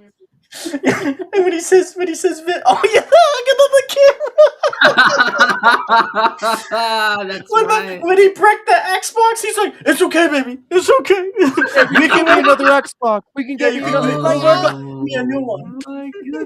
Oh my god, yo! I was dying when he was like constantly going for that hug through the camera, bro. I was dying on that, and then when he said that we can get me another Xbox, he was already thinking, like, "Get me that Xbox, bitch! I want that Xbox now." Oh man, I got some drifting to do, bro. Yeah, I think Cyrax will be back. Like, mark my words, he will be back soon. And when he comes back, he's gonna start flexing because Cassandra has revealed a lot of information. That recently he has gotten a new Xbox, a gaming chair, and there was something else, racing rig and a gaming PC. Apparently, I have to go back and watch the video. She revealed a bunch of stuff. She's been doing it on her shorts. Where again, like he has been financially taken care of. I'm like, what? Like, why? Like, do not touch the poop. That's the rule. Who's do not doing touch the this? poop. Who's doing this? It's someone named Jackie, and Jackie is apparently 2 to 3 guys who are taking turns going ahead and buddy trolling him. Which it's like you're not really buddy trolling if you're supplying him with stuff. Like that right. does. Yeah. Like, oh, I pranked you. Oh, look at the Mercedes in your driveway. I wish somebody would prank me like that. I can go Yeah. for an Xbox or a PlayStation 5 Pro. Yeah, I mean, right. Yeah, exactly. shit, maybe let's get some DDR4 RAM for this computer. That will really show me. Yeah, exactly. No, really, this Jackie person needs to be stopped. It's crazy. Like, oh yeah. Well, maybe they're playing the long game. I mean, we were talking about the Kino Casino buddy trolling DSP, and they were legitimately like getting doxxed and harassed and threatened by detractors and stuff like that, going, why are you doing this? Don't do this. You're touching the poo, this, that, and the other. And I mean, Triple P, I call him Triple P, pretty much said it, which is crazy to think that DSP didn't pick up on it. He said, like, trust the process, dude. Just let this happen. And trust that you're going to get some gold dust out of it. And I mean, they did. And that Kino Casino bump, I mean, he was riding that for at least half a year after the fact. Excuse me. What an incredible run, generational actually, to get that Kino Casino bump, squander it, and then get the Asmon gold bump and then squander that. Like it takes a true child to figure that out. He squandered the Asmon like in a month. Yeah, not even that. I'd say 2 weeks at best. Yeah. 2 weeks at best. Yeah, and like that the first week when he went ahead and he bought the all the new stuff, I was like, dude, oh my god! And then he started I got all this new stuff. Now support me. Yeah, and the mouse pads, he bought 10 plus mouse pads, and I was like, DSP. Again, he's a consumer. He's a hoarder. It's a mental illness. He can't help himself. I was baffled when he admitted it. He's like, yeah, I bought 10 new ones. You're only supposed to use them for 30 days. I'm like, who the fuck told you that? Who told you that? It's a mouse pad. Yeah. Like the croissant one though, I thought that was like the winner of all of them. But there is a prevailing Theo theory that the wife Kat got it for him. To show off on the thing, and he's like, obviously everything that he does is a direct response about the detractors and how they feel and how they think, and so he thinks that this croissant is like lame or makes him look like less than, so he had to get rid of it, but he didn't want to piss off the wife. So under the veil of, oh, honey, I just decided to buy 10 of these so I can do a review on them. And then also he can use it as a tax write-off. So, I mean. Yeah. Clearance. On my way up to the register, $6.99. I've had it for over 30 days. Still works. And return them. You would think that he would do that, but no, he's too lazy to do that. Yeah, he's too 100%. And he probably got him on a payment plan like he did his television. Where he was paying, I think it was $12 a month for the TV. Like, not insane. The payment plan. That's why, like, DSP, he doesn't have like a money, he doesn't have like a money problem making money. He has a money spending problem. He just doesn't know when to quit. Right. Yeah, and then he goes ahead. He spends over $2,000 on WB champions, and he goes ahead. He's like, "Now, guys, listen. We need to hit the goals. We need to hit the tip. I need that money. I really do." Now there's no more goals. What happened? I'm playing the game. You guys picked it. Yeah, like I got over $400 on Resident Evil 9. Now I'm going ahead and I'm not even guys. We didn't even break 200. Is it because I usually switch the game up and now I'm not switching it up? Is that the issue? Huh? You're playing more as Leon now and not Grace? Is that why you don't like the game? No, idiot. It's you. It's you. Yeah, and then sometimes too, like you got to think like he's under this assumption, obviously, like main character syndrome, just like Cyrax, just like Nova, just like all of them. They have main character syndrome. They think that like people set their watches to their content. Like you can't be on a live stream every single day of the week. I'm not expecting everybody all the time to be at my DDR streams every Monday through Friday at 9 a.m. Eastern Standard Time. But of course, you know, the type of people that actually like look forward to the DSP streams are already kind of like they have that routine mentality. They have nothing better to do because they can't go outside because it's not handicap rep accessible. Yeah. So it's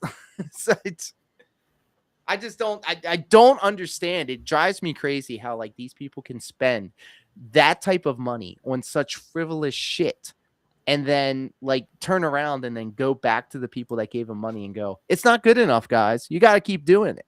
Like, fuck out of here. F out of here, dude. Yeah, no, and that's the thing that bothers me the most, because you have someone like Jade, and Jade, you know, it's known in the detractors universe. Do not mess with Jade. Like Jade's an innocent civilian. You never hear anyone saying, you know, F Jade or anything about that. No one does that. F Jade, I'm gonna say it. F Jade and F Jade's parents, because he now enables DSP's begging, and his parents should know better to take the iPad or whatever the F away from Jade, because now the bad habits of DSP is rubbing off on the Jade. He'll go in there and I don't know how he types. He probably does voice to text. It's broken. Like that. But now he's begging for DSP. How tips today? But you know what? I will give Jade the lowercase dub. He does let it be known when he's doing the drama stuff that he's like, I'm out. Peace. Yep. Deuces. Yeah, and with Jade, like I know I get what you're saying. Like I don't know the extent of his issues, so I blame more his parents. But as far as Jade, I'm not. I don't go after Jade because, you know, DSP has built this cult like mentality where he does wrangle in these people with issues. And it's like, shame on you for doing that, because you know what your fans are like. Yeah. Like he tries to play like, oh, I don't ever search up my fan guys. I don't know what they're like. I don't know what they do. And it's like, DSP, you knew about Derek. You talked about how you were emailing back and forth. And then on the Kino Casino with Josh Moon, you tried to say, oh yeah, people have told me for years. And then 2 minutes later he goes, no one's ever told me this. And it's like, well, you just said that people have been telling you this for years. So yeah, so which is it? Either you're incompetent or you're complacent. So which one is it?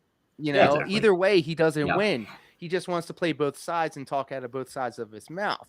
Yeah. And I used to be the type of person that used to afford these dents some grace, like PWR, for example, because he would sit there and cry and bitch and moan going, please just understand that this is the situation and this is where I'm coming from, only for him to turn around and throw it all back in people's faces when Ames went out of his way to call into PWR and offer him like a decent conversation about pro wrestling or something like that.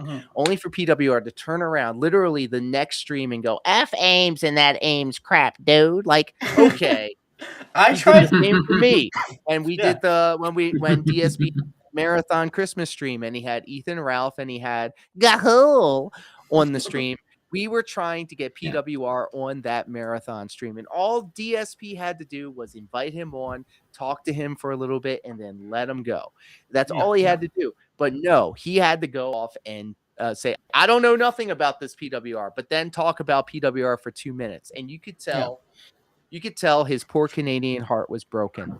Because he was like, I was watching it, I was live streaming it, and I was like, dude, we really tried to get you on that show. It would have been really cool for all of us. You know, it would have been a win for all of us. It would have been content. You would have been able to talk to your childhood hero and all that. And, you know, it didn't happen. And so, you know, I talked to him on the Discord, and I was like, hey man, you know, F him. You know, you don't need to put him up on a pedestal like this. And it was very amicable. It was the holiday season, and you know, we did the Bret Hart, Shawn Michaels, we kissed and made up. And then I told him So this isn't a surprise. I was like, look, if you F up, if you act a fool, I'm going to check you and I'm going to make content on it because it's too good for this channel. People come to this channel because they know that they're going to watch you act a fool and I'm going to comment on it. So here's my backwards way of telling you, hey man, just stop being like an idiot and start just being like the entertaining dude that you can be, because you can do that. There's flashes of brilliance sometimes. So it was amicable. It was nice. It was genuine. And then he turns around and goes, well, that Lord Diaz, that effing coward, he's always making fun of me and A-logging me. And I hope he breaks his neck. Like, I've never wished harm on any of these locals. I don't even say this shit about Cyrax, who obviously, if we're just being honest about it, deserves a lot. He deserves a lot. We'll just leave it at that. We'll leave it ambiguous. But I've never said anything about, oh, DSP needs to XYZ or PWR needs to do this, that, or the other. He's literally threatened my life. He's literally wished that I would suffer a horrible injury wrestling. He wishes that God, I would get into car accidents or whatever. Oh, what the fuck? It's really funny to me. Like, I'm not even okay, mad. fair enough. Like, as a professional wrestler, you want to have heat like that. You want to have people react in such a way. Yeah. And like, the standard's been set. Like, the heat sometimes is so much that you actually, and this is like a real life thing that happened. There was actually so much heat that somebody was planning on pew-pewing the event that we were all working at the building at the time. So we literally had to get we had to get the law involved and this, that, and the other and all of this stuff. And I still have this psycho in my DMs having a conversation with himself about shit. So I'm like, the standard's been set, dude. So like, no matter what PWR says that he's going to do, or even the shit that PWR could potentially do, you think you're the only schizo that's like spurging out about me now, let alone over the course of the 20 years that I've been doing this? Get out of here, bro. Yeah. No, he like, when he goes on a tangent, like, you can tell when he's drunk and he has the filter's gone, the gold is coming. And then if you get him on a tangent, he just starts going, Anissa, I'm telling you right now, I love Anissa. I she is perfect. In every which way, and I'm gonna donate $20 to talk to her on OnlyFans. It's medicinal, dude. So it's not a sexual dude. It's not a sexual thing. Yeah, okay. And then he goes on to tell us, well, I never satisfied to her looks. Like, okay, I didn't want to think about that. Thanks. And then when he was playing Resident Evil 9 recently, he couldn't solve like one of the puzzles, and he was like, you know what, guys, I'm just over it. I don't think I'm going to be playing anymore tonight. I'm calling it quits. So I have a serious question for you guys. Do you think that PWR is going to get that anime Anita tattoo? That's it. See, that's a good question. I think he will. I think he will. But it's. I don't think he's gonna hit the 1,000 subs, bro. I don't think he's gonna hit the 1,000 subs. I think this is another Review Tech USA grift, dude.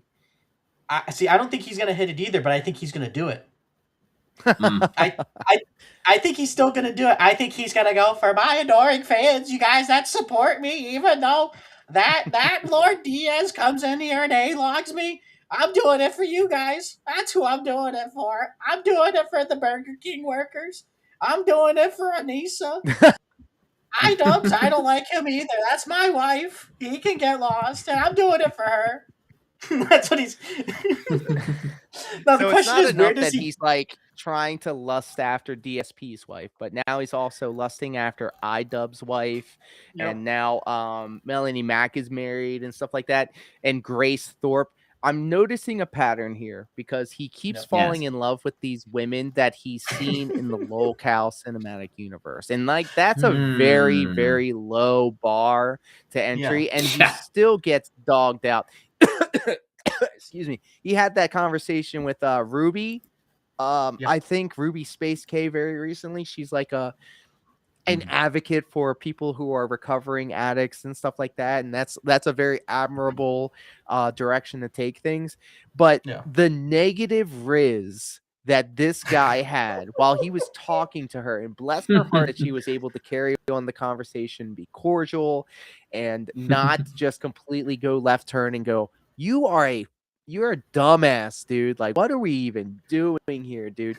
The negative riz on PWR is absolutely insane. And I don't know if you're aware, but he had settled for having a medicinal relationship of a physical variety with his cousin.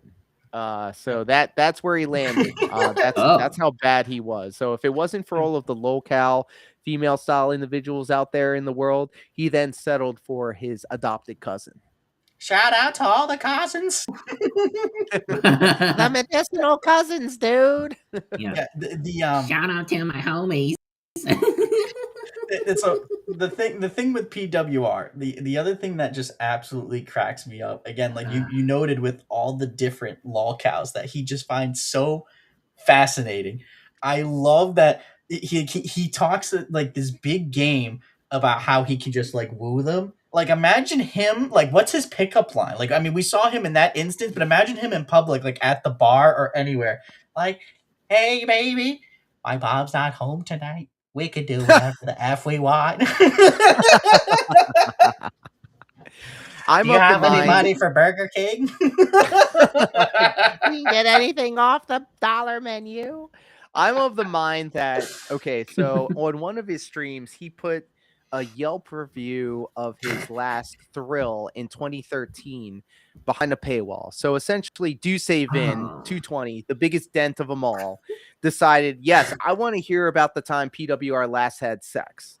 And so, of course, he financed it. He gave him the subs that he was looking for, and he started describing PW. He started talking about the time he went to the bar, baby, and he was getting drunk or whatever, and he said that a fine, fair maiden with blonde, curly hair and high boots walked up to him and struck up a conversation. All right, so the conversation later went to the fact that this person was of the alternative lifestyle. Okay, now we're not saying anything about that one way or the other. Okay, love is love. Live your truth.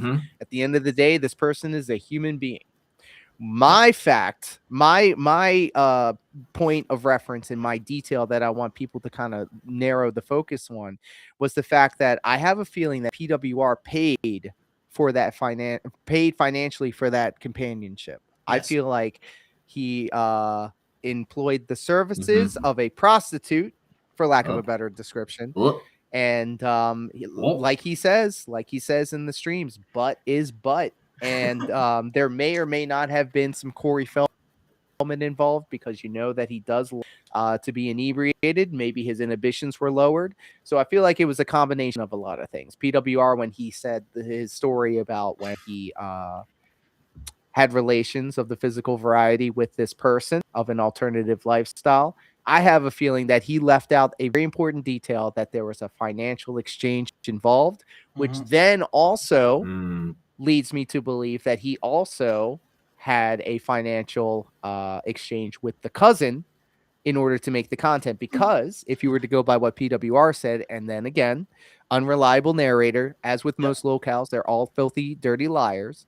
But if you were to go by what PWR said, the cousin reached out to him and said, hey, do you want to buy some of my nudes? And I mean, no, thank you. She then evolved the conversation to, well, how about we make some content?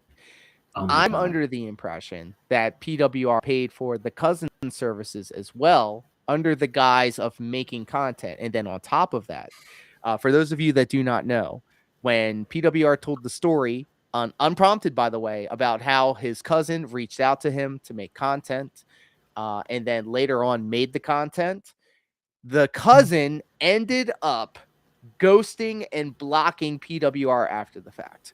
PWR had this in his mind He had it in his mind that after the deed was done and the content was filmed, that he was afraid that she was going to go to the cops and say that something happened to her against her will. Just being diplomatic the way I'm saying it, TOS friendly.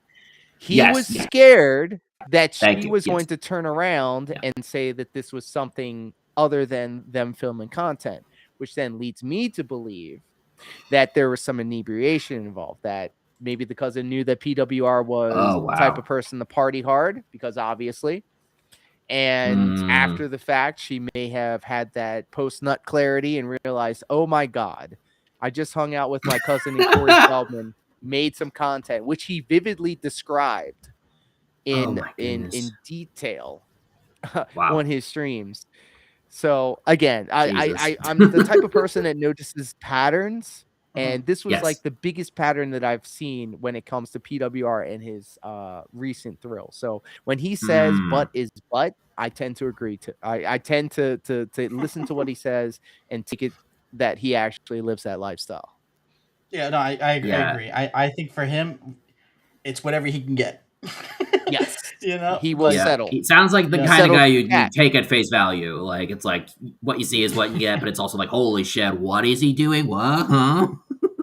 Oh what? no! And then like to have him talk about this type of stuff, like, I'm sorry, like if I'm going to be sitting in front of like a group of people that I don't even know, and knowing that the majority of them may not even like me, why would I go out of my way and tell them about these intimate details that I've experienced with another human being? With like, even take all the locale shit out of it. If I was sitting here on your podcast and I was telling you about all of my conquests, that's gross. That's disgusting behavior, you know? So on top of all of that, it's just generally a bad look. And also that tells me that if I was a female or an alternative style individual and I heard PWR putting a review of the last thrill that they had behind a paywall, that would immediately give me that red flag. So I would never want to throw anything his way. Yeah. I mean, now they have like the T app, which pretty much like exposes guys for that. Like the exposed on there. So I can see him right now, Burger King unwrapped, taking a full bite, and they're just posting, this guy is absolutely insane. He said butt is butt, and he offered me just a McNugget. No, sorry, he offered me a nugget. He said anything off the dollar menu goes. Oh my goodness. Oh, I have to laugh because if I don't, I'll cry. It's like, what a life to live. What a thing to like say. What a life indeed. I've seen so many comments of people saying this one thing in particular, and I always go, you know what? Yeah, it's true. It's like whenever I feel bad, I just think DSP exists, Cyrax exists, and I go, you know what? God bless. I needed that today. Appreciate it. It's like, shout out to Urban Style Individual, one of the up and coming stars in the Detractorverse. Urban Style Individual. He always starts out his videos saying, I hope you're all, doing well. I hope you are in good spirits. And if you're not, at least you're not DSP. So shout out to Urban Style Individual. Highly recommend if you haven't checked out his content. The way he provides his perspective and the way that he says his piece on things, it really it's a welcome change. It's a welcome perspective, and I love hearing what Urban Style Individual has to say about all of this stuff that goes on in the DSP world. Yeah, absolutely. I mean, I've watched a couple of videos from him. He does a really good job, especially like just articulating his points. Like when he's trying to describe like whatever the situation may be, like the way that he describes it, and just the fact that he like sometimes the detractors will come on here or not on the podcast, but on YouTube, and they will just be like, this is dumb, this is stupid, this is that. But he'll actually bring up a clip. So DSP would be like, you guys, I've never said that, and then bam, it's a clip. There it is. Etymology, and it's like it's right there. And he was like, weren't you the guy that said this? And Memology 101, I love when he does like a bunch of the different like he has Phil reacting to Phil.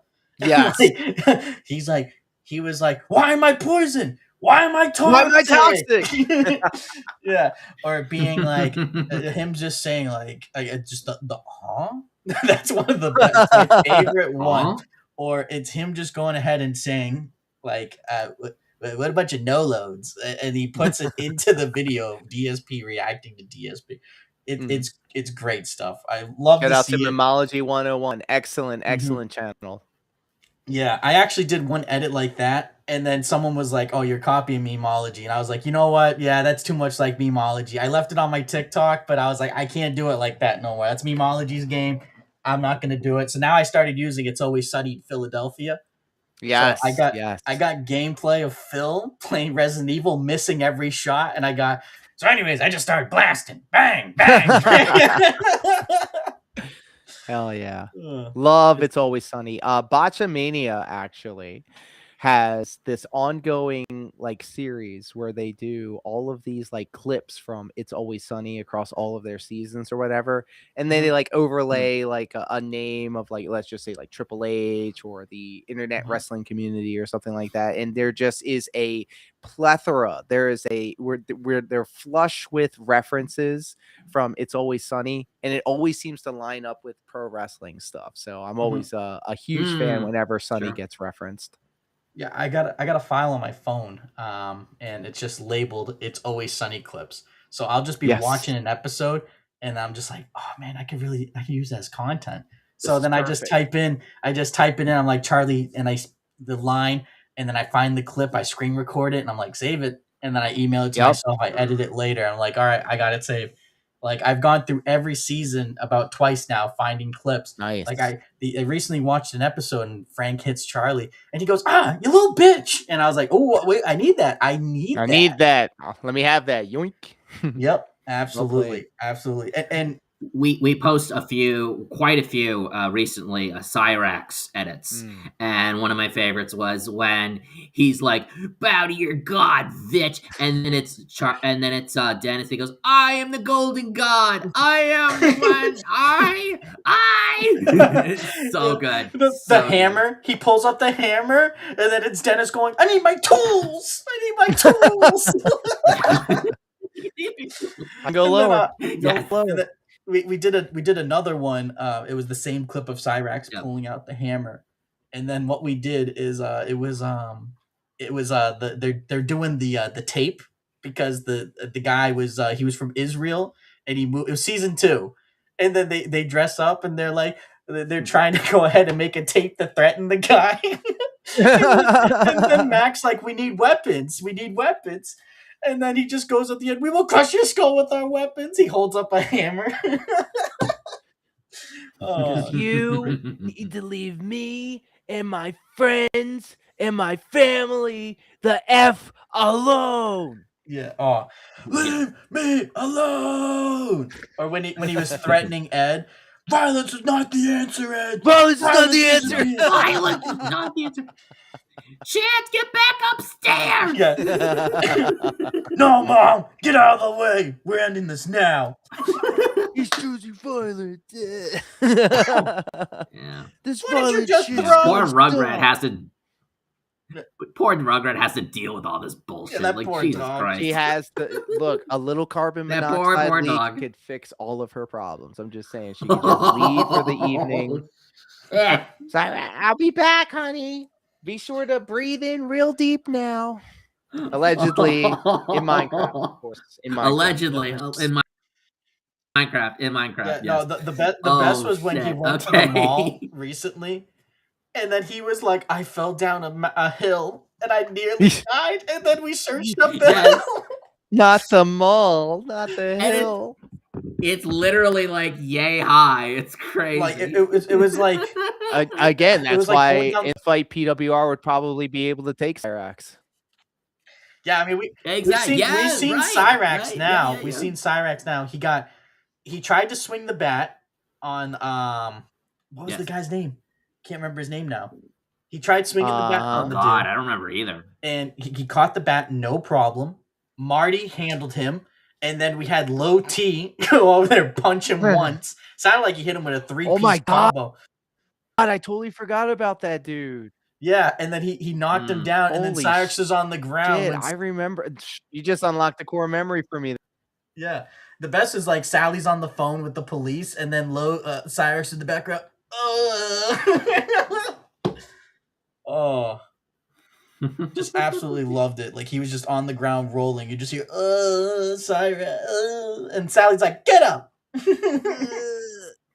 And then but speaking of wrestling, talking all that there was big a couple shit, of things. and then when he gets arrested, he starts crying like a bitch. Yeah, I don't want to go to jail. Ed, do something. Call Karen now. Now that's a soundbite right there. No.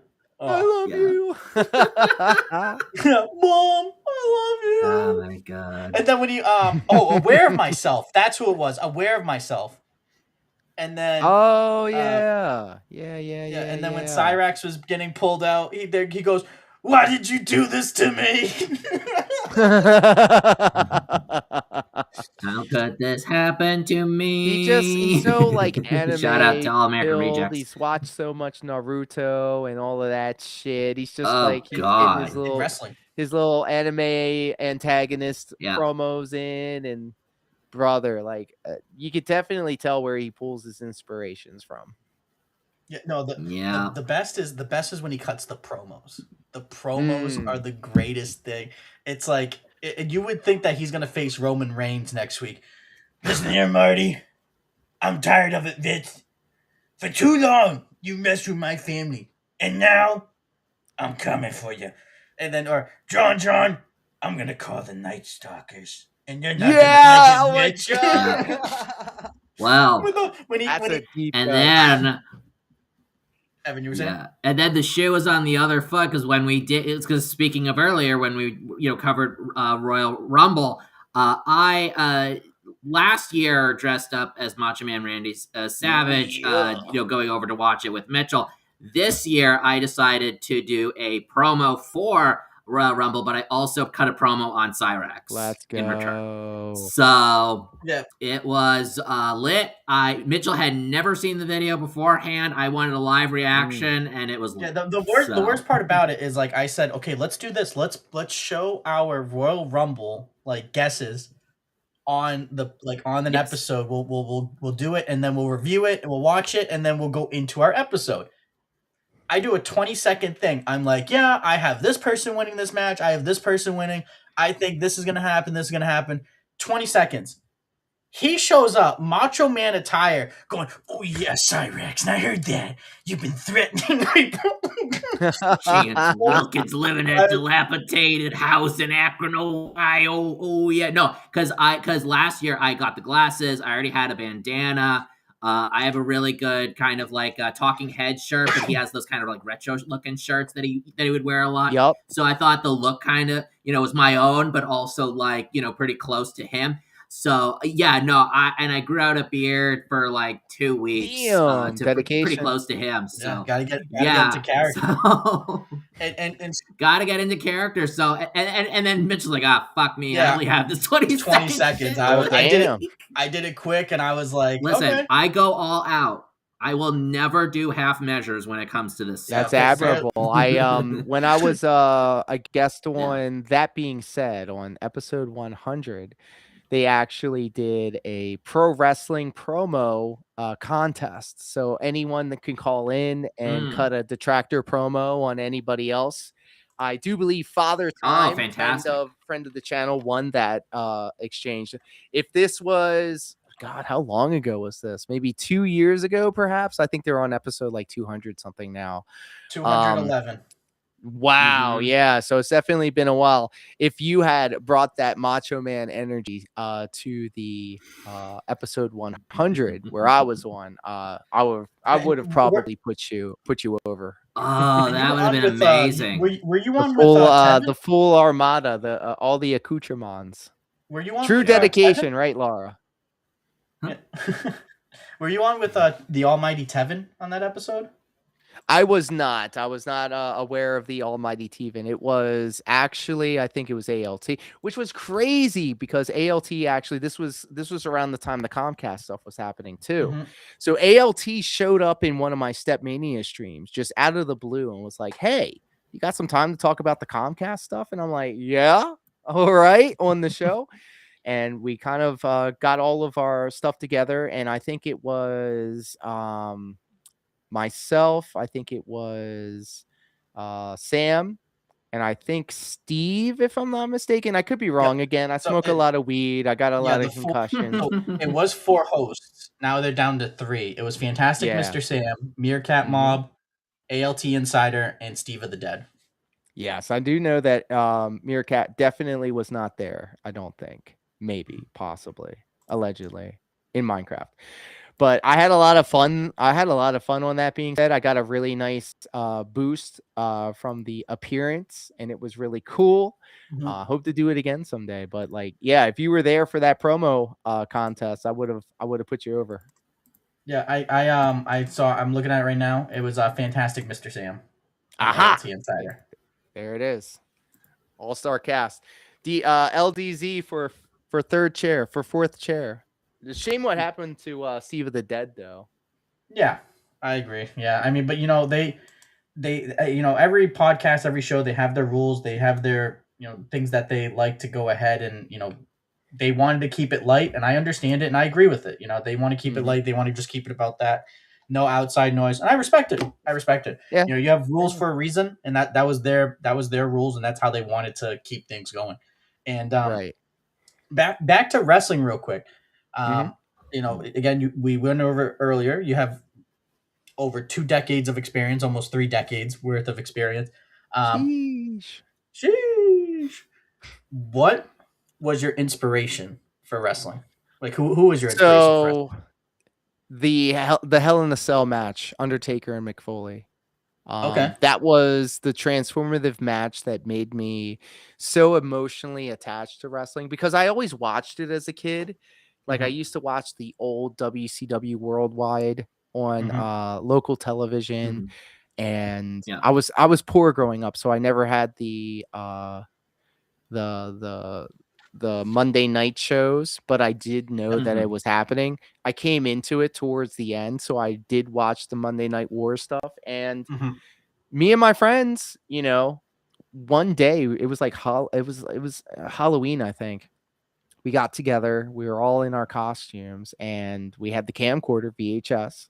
Dating myself here, I'm the same age as DSP, by the way, and we just put together a little backyard wrestling show. We had like yellow nylon rope and a couple of mattresses, and we ended up having so much fun. We were doing it every week, and then it turned into us building a ring, and then it turned into us like watching the pay-per-views and the King of the Ring, Undertaker, Mankind, when he threw his ass off the top of the cage and chokeslammed him off the top of the cage. That like, for some reason, I was so emotionally invested. Yes, insane match. Exactly. In that match, like I was chasing that high ever since. And so when I was in backyard wrestling, I would do the reckless shit. And I was a fat boy back in the day too.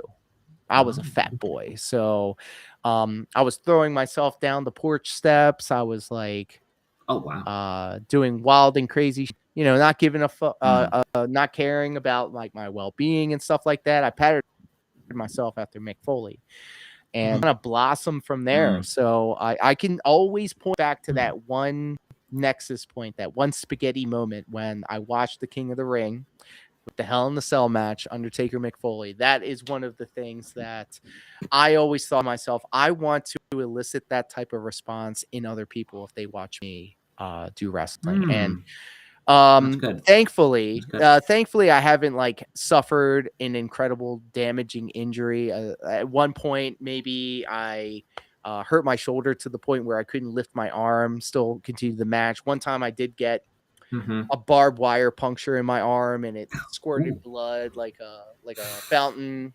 But nothing too crazy. Like I've done some crazy stuff. Like if you go back on my channel, I've been suplexed on the stairs. taking a 12-foot fall from Scott Steiner's shoulders off the top. I got that clip right here. I saw that clip and I was like, wow. I was like, okay, I'm pulling it up right now. Yeah, I still walk with a limp. I have a sciatic nerve issue because of this. Yeah. Well.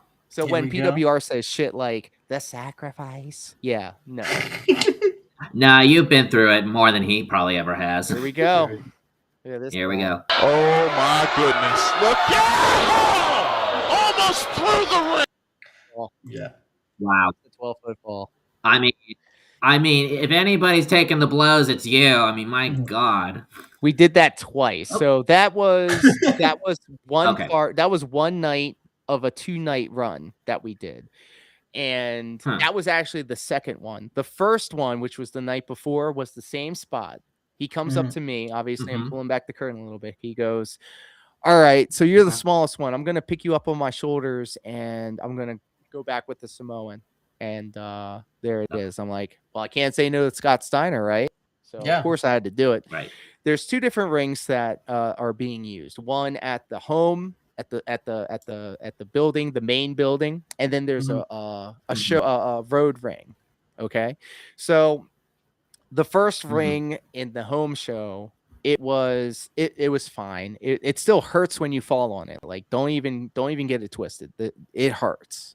Yeah. And you have to learn how to fall correctly in order to to have the fall hit the most of your body, a flat back bump essentially. So the first time we did it worked pretty well. I got the wind knocked out of me. I was kind of knocked loopy and I kind of rolled out of the ring, out of the momentum. There was actually something that was supposed to happen after that, but I was already out of the ring, so whatever. The second night, Scott Steiner goes, we're going to do the same thing. And I'm like, fuck. I know the road ring is so much harder than the home ring, right? And I don't want to be bitch made and say, no, I don't think you want to do that. You might get hurt. Like I was looking out for him, Scott Steiner, because he was obviously also taking a fall as well. But you don't say no to Scott Steiner and you don't bitch out, even though the shit sucks. You do it. You nut up and you do it. And so we did it. And in that clip that you showed, it was the second night in the road ring, did the same thing. And my coach at the time was on the apron laying down, waiting for whatever was happening next.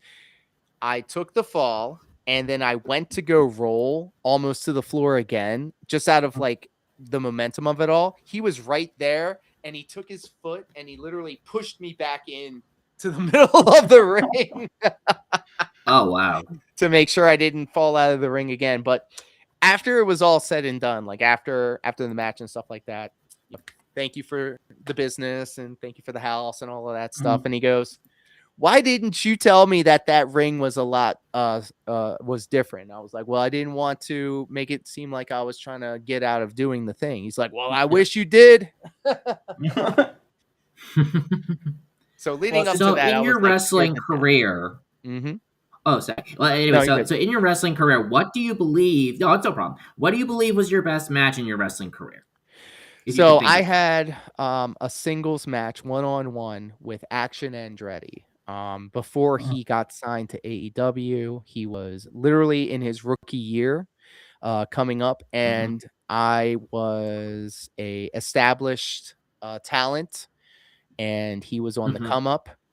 And so we wanted to give him a showcase, and there was an opportunity to do some business with him on a road show out of the way at a charity event, actually.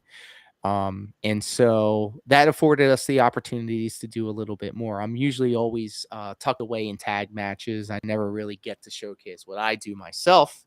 I'm always in service to other people, which is fine because you can't be the beef in the beef stew all the time. It's a collection of different ingredients that make the show happen. And so essentially, we wanted to put Action Andretti through the paces, and I still look back on that match very fondly because I had my my team with me, and we were going over what we were going to do, and I was like, well, I know that you really do like doing all the high flying stuff, but when he was telling me what he wanted to do, I was thinking like, all right, all of that sounds cool, but it doesn't make sense. Doesn't make sense. And I'm not trying to say that like I had a hand in helping him figuring it out, but I'm especially proud of that match because as somebody that has done this for a while, I kind of feel like I have a little bit of equity, so I can tell somebody at that point, that's cool, but let's maybe tweak it and do it a different way. So we kind of did we did the match that he wanted to do, but with some extra sensibilities put into it. So I'm especially proud of that match. It wasn't a very long match, but it was a very technically sound match. Everything went off without a hitch. I'm really proud of that match. So if you were to ask me which one's my favorite matches, Action Andretti. And I think actually too, PWR watched that match on his stream. He did a live react to some of my matches. It's incredibly funny to me. Like, thanks for the advertising, dummy. Thanks for the money. And then of course Action Andretti's now on AEW television with Leo Rush doing the crew. So big ups to Action Andretti. Nice. Yeah, I'm usually watching like I watch AEW, I watch WWE. Now that it's on like Netflix now, usually I try to catch up with it. Well, Raw is try to catch up with it at work, but SmackDown I tend to watch live.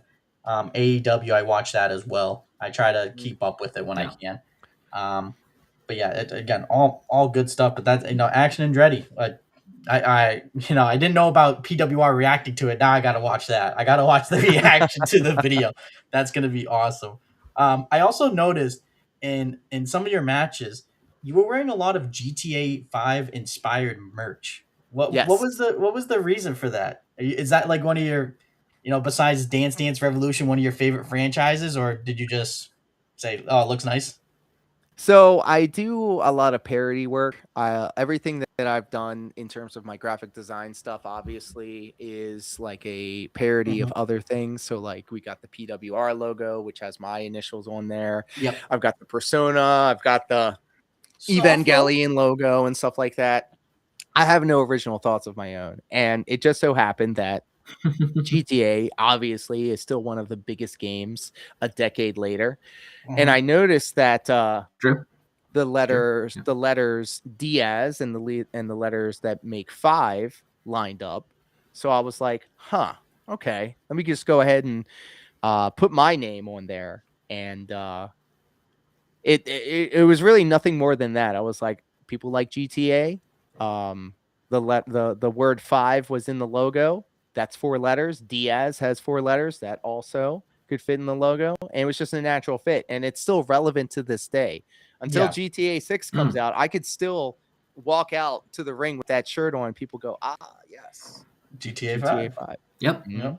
But I do play a lot of GTA also. I'm a fan.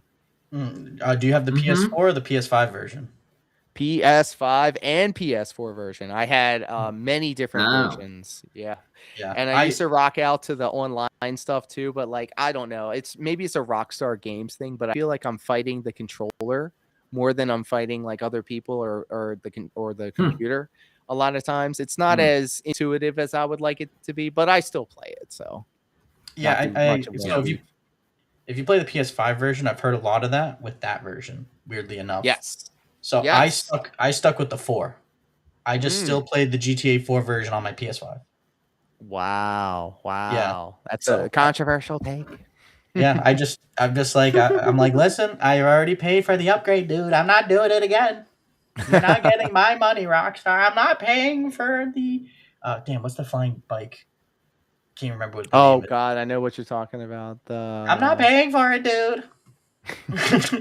The oppressor Mark II. I'm not paying for it. Guaranteed though, when 6 does come out, even if it's $100, I'm probably gonna get it. I feel like it'll be worth it. Same. Mm-hmm. Yeah, I mean, by the way, let me go ahead and put the spotlight on you. I've been watching some of the episodes previously. I did not know you were such a Mortal Kombat fan. Oh, thank you. That is my jam. Yeah.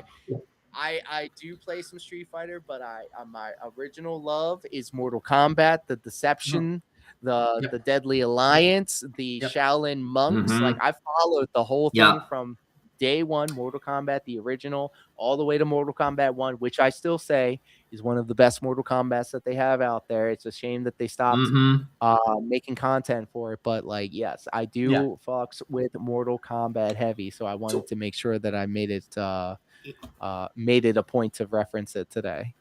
So I love very much appreciated. Yeah. Thank you for checking out the content. So I mean, like, we do a lot of different things on the show aside from the little cow stuff, but a lot of my interests are in film and TV and then pop culture and all that stuff. So we've done movie reviews, but we've also done trailer reactions, and we're definitely going to be going into a very blockbuster heavy summer.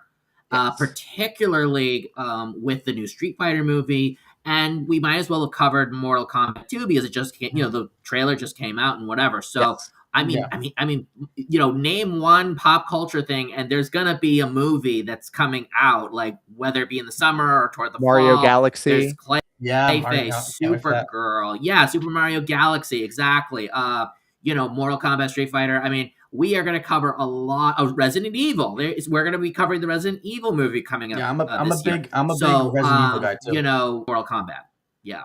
So absolutely, yes. And out of the two, out of the two, I think the Street Fighter movie looks a lot better than the Mortal Kombat 2 movie. I love how the Street Fighter is. It looks campy. It looks ridiculous. I'm glad that they went in that direction. It looks incredible. Like the moment I realized that they were going for that, I was like, this is perfect. This is exactly what I want in a Street Fighter movie. Yeah, it's a crazy game. Like you have all these people from around the world just fighting each other. And like I'm not big on the I'm not big on the Street Fighter lore, so I don't know like behind that. So I don't know about the timeline. I don't know that stuff. Like with Mortal Kombat, I know about like every so often they have Mortal Kombat. You win so many things. You can combine the realms. The Tommy, the different realms. They have different species, creatures, whatever. Realms. You have Edenia, the Edenia. You have the Chaos the realm, hierarchy of like elder gods, titans, all of that. Yeah. Yep. Yeah. So I know that stuff. Right. Street Fighter. I couldn't tell you. I couldn't tell you fuck all about Street Fighter other than Cammy. She got them abs, bro. She got the abs. It's all about the collarbone, dude. Chun-Li, Ryu, Guile, Chun lead with the mid-rim. Yeah. But yeah, it's like they all are just really cool looking characters. I mean, that's really what it comes down to. I don't know a lot of the lore either, but the closest that I would know is the Street Fighter 2 anime movie. I remember now we're talking. Growing up. Now we're talking. Take me back. Never seen it. And in the middle of the night. Yeah, exactly. In the middle of the night, it would be playing on, I don't know, one of those cable channels that had anime or whatever. And I remember seeing it and I was like, what is this? And I thought it was a TV show at first. It wasn't a TV show, it was a movie.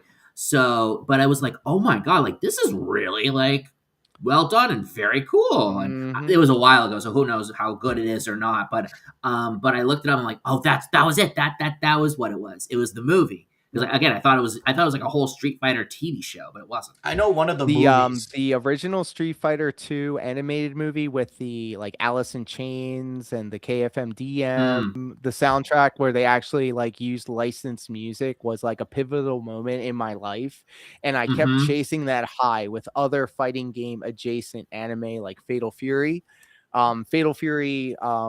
The OAVs, there's like 3 of them. Highly recommend if you like the Street Fighter anime. It doesn't have like the licensed music, but they also have some bangers in terms of like ending themes and stuff like that. And if it tickles your fancy, there is some anime booba there too. So all of y'all degenerates out there might appreciate some Mai Shiranui out here. Oh man, love it. Awesome. Yeah, no, and I'll say like again with the Mortal Kombat, like I can't wait. Like I want to see what they do with it. I don't think it's. I think this might be. I think they're gonna try to shoot for a trilogy, but if this one doesn't hit those numbers, they're gonna stop it. Like, Yeah. that's just how it is. It's unfortunate. It's unfortunate it's going to go that route, but I think it is. Yeah. I don't think that this vision of Mortal Kombat is it. I feel like, I don't know. Mortal Kombat right now is not in a good place because obviously WB and all that merger stuff and NetherRealm Studios. It's a whole mess. The business once again getting in the way of good creative. It's a shame. It's a shame because Mortal Kombat still could deliver an excellent, whether it be a movie or a video game or a television series. Like we all grew up in that Mortal Kombat.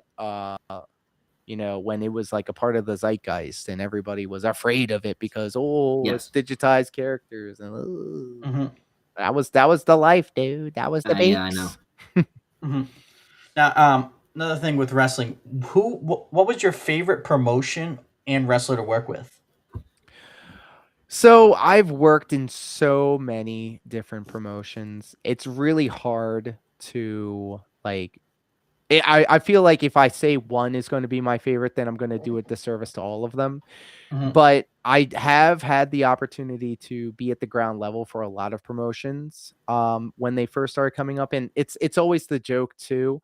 Whenever tax season comes around, we always call it tax season pro wrestling because we'll get these people that, want to be the next disruptor in the scene and like build up a great promotion. And as a business person, you always want to go for these types of people because they're going to want to spend all their money on all of this stuff only to realize that it's a lot more difficult than what you think it is. But if I were to say one place out of all of them, this is 2009. One of my trainers, Ruckus from ZZW, gave me a call and he goes, "We're starting a new promotion and I want you to be a part of it."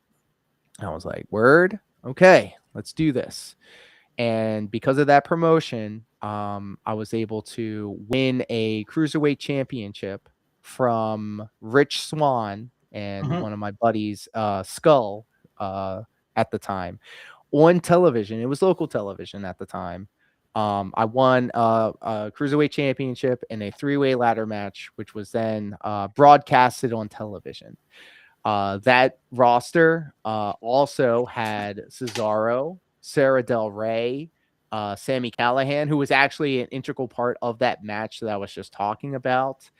I was able to do a lot of fun, creative stuff with that promotion. And it didn't last very long because, like I said, a lot of people will come in thinking that they're going to change the world, change the industry, but then they realize how much money it costs to run a promotion and all of the stress that comes with putting these things together. It's not for everybody. But in 2009 when I was scouted to be an integral part of a promotion, that is something that I'm always going to carry. And then plus two, it had a kind of a cult following because, I still get people a lot of the times coming up to me and saying, "Man, I remember those days and that promotion and everything that you did there. And it was just so cool." We had a big groundswell behind us. We had a lot of names there that ended up going on to do huge things. And just to be able to say that I was a part of that core group of people that were first brought in to make that thing a thing. I remember being actually the first match of the first show of that promotion. So I would definitely have to say RCW, Real Championship Wrestling, when it started in 2009 for sure. And do you have any friends that you still keep in touch with in the industry that might reach out to you for any sort of support, whether it's promotion or just any advice on certain things or just behind the scenes, anything like that? Well, I mean, it's weird how pro wrestling is. It's weird how pro wrestling is because a lot of people will act like they want advice but not really take to it. They want the illusion that they're going to other people for advice or recommendations, but a lot of times it's usually a clique. It's kind of you got a group of people here that do their own thing. You got a group of people that do their own thing there. It's really just a matter of who you know, and a lot of the times it usually comes down to hey, we need somebody who knows how to do this very well. It's like, all right, bet I know who can do that. And it's this person. And it's not like a thing where we're exchanging Christmas cards every year, but we do know where each other's strengths and weaknesses lie. And so, like, let's just say if you know the right people, you may get a phone call from somebody who says, hey, Drew McIntyre is having a WrestleMania entrance and he needs a whole bunch of people who have like really large beards. And this is like a thing that happened. You could be somebody who may not be wrestling every weekend or may not even be in the good graces of the people that you're doing work with. But if you get a call from somebody from higher up and then they give you the call saying, hey, you've got a long beard, you can pass for a Viking or whatever. I love it. Would you like to do some extra work for WrestleMania? Well, there you go. So like to the question, like, yes, there's friendships and yes, there are people that genuinely look out for you. But it's a little bit more it's a lot vague. It's a lot more vague. It's a lot more distilled than that. It's more or less you want to make sure that you're good with everybody that you do work with. You have to be the professional in the title professional wrestler because you never know who you're interacting with or who you're or shitting on the way up, because you never know who that person's talking to. So you may have a very good reason to not like somebody. You can have like all the reasons in the world to say F that guy, F this promotion, F that whatever. But you don't know who those people talk to. You don't know who they're good with. So it's always good business. And again, when it comes down to it, I would say the business part of it would be the smarter play more so than a social aspect, because it is there for sure. The social aspect is there. We all want to see each other succeed, of course. But at the end of the day, it's a business. So you want to make sure that you're good with everybody because you never know who is in whose ear. And so if you're constantly on the attack on this person, and even if it's for a good reason, like, I don't like this person, they're this, they're saying that, they're acting like this, whatever, you got to hold it to your chest. You got to keep it to yourself, even if you feel validated in putting this, in airing these grievances, because you don't know who that person talks to. You don't know who that person does business with. And so if you're on your way up, if you're trying to do some work with somebody, and then a conversation comes up where, hey, we need a 5'5", 43-year-old to do a WrestleMania Dance Revolution entrance. All it takes is one person who you said a crossword to go, I don't like that guy. You don't want him on your WrestleMania thing. And then that's it. So then you're cooked. Yes, exactly. So the safe bet would be professional to everybody, do the business, and then hope that kind of opens the opportunity to do other things, which is like my safe cope out answer. You won't get any real tea from me doing that. Absolutely. So I know that you're doing that podcast with Dash Flame. Is there any shout out to Trash Fire, dude? Is there any other content that you're interested in doing in the future, or something that you have in the works? You mean content with the OnlyFans cousin? No, I'm just kidding. Like we were talking about before, man, I would just love to be able to say, hey, that's the Dance Revolution guy, tune in to see him stepping on arrows to cringe weeb music all the time. But I'm actually a huge slut for the AI stuff. I know that it's a touchy subject for a lot of people, but I'm fascinated by it. I'm fascinated by AGI. I really do like the idea of harnessing AI to do things better. And again, like I was saying before, I use AI in a lot of the work that I do, whether it be making step charts for the DDR, whether it be making my thumbnails for my detracting stuff, whether it be just, and this is going to sound crazy because we were just talking about Mortal Kombat. I actually sat down and had a conversation with ChatGPT about what a massively multiplayer, side-scrolling beat 'em up in the world of Mortal Kombat would look like.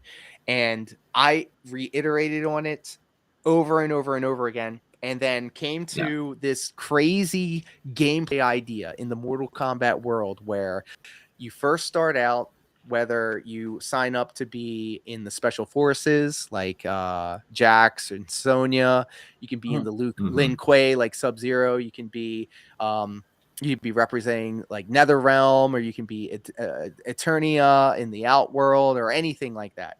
You create your character, and then you go through the entire storyline of Mortal Kombat 1 through 4, and then the 3D era, and then the Mortal Kombat 9 reset, and then all of this on and on and on. And eventually it all landed on the Lin Kuei, with their Cyber Lin Kuei initiative.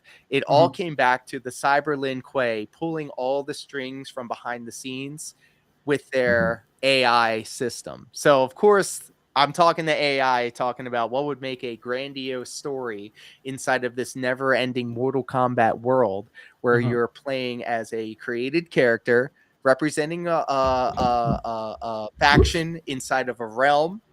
And I built it all out, storyline, mechanics, stuff like that. I built it all out to the point where there was no more big bad evil to defeat. Like, I had seasons, like I was thinking of it like a mobile game where you have seasons and stuff like that. I had the Dragon King era, and I had all of the Armageddon stuff, and I had the time the Mortal Kombat 9 time jumping stuff, and then I had the Mortal Kombat 1 stuff. And then it all came to a head where I was like, there's no big bads left. And when I was watching one of your episodes, and you were talking about all of the different enemies and like big bads in the Mortal Kombat universe, my ears perked up, because I was like, okay, so we have the Elder Gods, we've got the Titans. What is beyond that?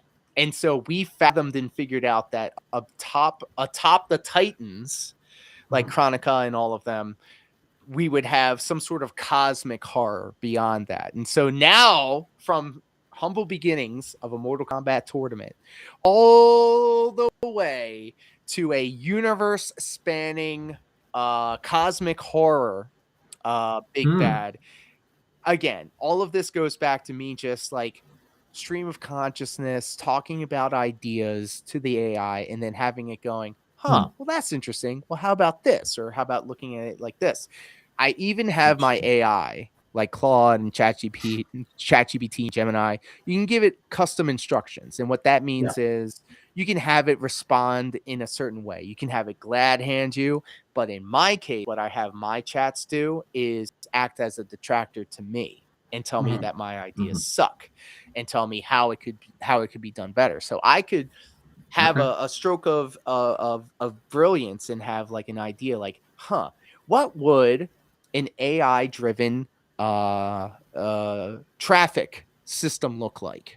And of course, I'm sitting in traffic while I'm talking to ChatGPT about this, and it would go, well, that's an interesting conundrum. Let's think about the logistics of it. And then it would say stuff like, well, obviously, we have to work with the infrastructure that we have now, like light posts and lamps and stuff like that. And this is how I would do it. And I would just spitball these things to the AI. And like, honestly, I know that the future of everything that we're doing, I mean, even the present right now, is AI. And I would love to be able to pivot and kind of ride that wave, because I remember when ChatGPT first came out, I was all in on that. I still use Midjourney to this day. I pay for the subscription. If you see my Stepmania thumbnails, I come up with AI generated waifus. Yes. And so I'm always talking with ChatGPT at the beginning of the week going, okay, it's the week of March the 9th through the 14th, whatever, the end of the week.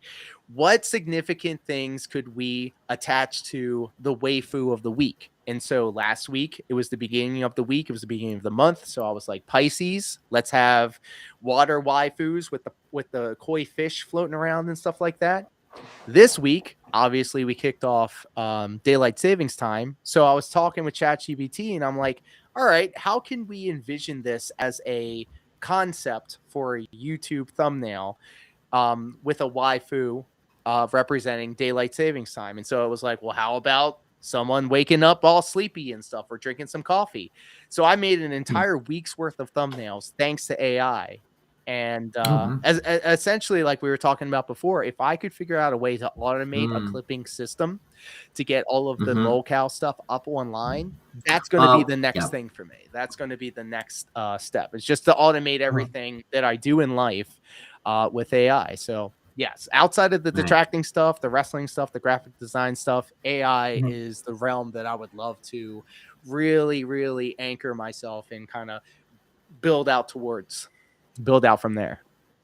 And do you have any goals for the year? Because we have some goals for our channel and stuff like that. Because personally, I've been in your chat. I've been in Kick and the YouTube side of things, and just the way that you treat your community, the content that you put out, the quality of the content, everything is there and it's all top notch.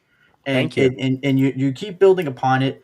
And I think like when you're at the early stages of your channel, the foundation, again, that core audience in this, like who you are as a person, is really vital. You look at DSP, always been a scumbag. His content was terrible in the beginning. It was him recording on the with the camcorder on the coffee table, him banging on the coffee humble table. beginnings. Yeah, but you're going ahead, and I love the Step Mania. I played Dance Dance Revolution in middle school. Was like I was bad at it. I'll admit I was terrible at it. But seeing you play, I'm like, damn, this dude's really good. And I enjoy the content. The songs are always, again, banger after banger after banger. And just again with your core audience, the way that you edit stuff, the way that your live streams are just so interactive.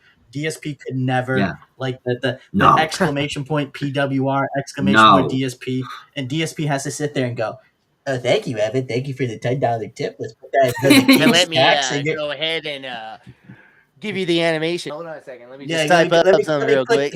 Yeah, let me just put you. You're at the top of the leaderboard. Everything's great, and and I'm not just saying this just to blow smoke up your ass. I think by the end of this year, I think you're gonna hit 20K subs. I think if you keep going, that is the goal. The 2K subscribers over on YouTube and the Kick partner. 20K. Oh, wow. Jeez. Wow. Big, lofty goals. Like, I appreciate all of the kindness, of course, and the company and the contributions and all of that. And to think this time last year, it was substantially less than, and the year before that and year before that. And it's just been a steady increase, and it's been incremental ever since. And I feel like if I keep going on this path, the only way to go is up. I have not seen a lull. I have not seen a dip. It's always just been a slow and steady rise. And I always say on the streams, if this channel blows up, I'm taking everybody with me, because I want to, because I remember the people that were here at the ground level. I remember the super chats and the subs and stuff like that. Very recently, I've been upgraded. I've been promoted to a customer by my former place of employment. And so anytime anybody comes through with any type of support, we used to have it so that anytime somebody supported doing the late night chill streams, we would stop everything and we'd smoke a little weed. And eventually we had to stop doing that for every bit of support, because we were just getting so much support. So we had to kind of put it behind a milestone. And before it was actually $20 a stream that we would then stop and smoke weed. But then that was getting hit too much. So now I increased it to about 25. And it's getting to that point now where I'm going to have to start considering upping it a little bit more. But I don't want to make it about the support like DSP does. But in a lot of ways, what I do on my channel is a complete and opposite of what DSP does. He has the level 1 podcast. I have the level 99 live stream. The whole reason I made the green room was to rub it in DSP's face, because he'll just sit there and go, thanks for the $2, or oh wow, here's $100. Here's an animation, or just saying like, guys, the biggest tip of the day is $6. Exactly. I would just be like, hey, y'all, thank you guys so much for the $6. I really do appreciate it. We make an entire segment at the end of the stream where I read off everybody's support because, you know, when I come through, when I did have my job and I was able to spend money, it was a good feeling to support like people that I like. It's cool to be able to be a part of the members, you know. It's really cool to be able to see the name in the credits and stuff like that. And like the first thing I had to do when I lost my job was to pull all of that back. I have to be a lot more conservative with my money, obviously. Yeah. The thing of it is, I want to be able to say when the big blow up happens, the Keno bump, the Asmon Gold bump, you know, just as a description, not like an actual Keno Casino bump or Asmon Gold bump. Yeah. I want to be able to Yeah. then turn around and say, I remember Mr. Lolcow always blessed the channel with support. Bam, back at you. You know, Appreciate Bro it. Side Phil always tagging me in his videos, always bringing me up in the videos. Bam, blessed you. Over the holidays, Duty and Chill both came through unprompted and just blessed the channel with support and said, hey, dude, Merry Christmas, Happy Holidays. Bam, bless both of them, you know? Yeah. I remember those two being the very first people that brought me into the fold. I want to make sure that I'm going to show them the same kindness that they've shown me. We have Injured that comes through with the raids all the time, always showing love, always giving her huge audience an opportunity to see what I'm about. Bam, also want to show that love back. Just so many of these people in the community that have helped me out, especially in my times of need where I've had situations where I needed to fundraise in order to fix my ceiling, which was, you know, falling down on top of me, or replacing a piece of equipment that broke, or just for, you know, the love of the game, you know, just saying, hey, I really do appreciate that you're playing Resident Evil 9. Here's some support to show how much I appreciate that. So again, all of this, I work best out of spite. I work best like showing like how it could be done. When DSP is out here, you know, obviously like being an absolute asshole about getting support and saying, hey, this ain't enough, pimp. To put it mildly. If you're blessing the chat with one kick, I'm going to stop the stream and I'm going to hit the button and I'm going to say, thank you. Thank you. You know, you got PWR doing the exact same thing, saying, you know, we only got one sub only on kick. You're trying to get that Anissa tattoo or what? I mean, I remember actually just yesterday, and we do this actually a lot on the streams where I'm buttered, where I have the magic butter. I'm thoroughly stoned. I'm faded as fuck, and there's no way that I'm going to be pulling out any apparatus so I can get further high. So I always on the screen say that there's no goals. I'm buttered up. Let's just chill and relax. And I don't even say that much. I just leave it alone because I don't want to make the content about the contributions. You know, DSP did say if you love what you do, then the support will come. And if there's days where it doesn't happen, then okay. That doesn't mean that it's going to be like that all the time. So you gotta always kind of like check yourself and be like, why am I doing this? Is this because I love doing this or because I'm expecting people to come through and support it? And so again, and I've said this a million times, if this channel blows up, if I blow up, I'm taking everybody with me because I want to make sure that you guys are recognized as the people that were here in the ground level that helped make this production what it is.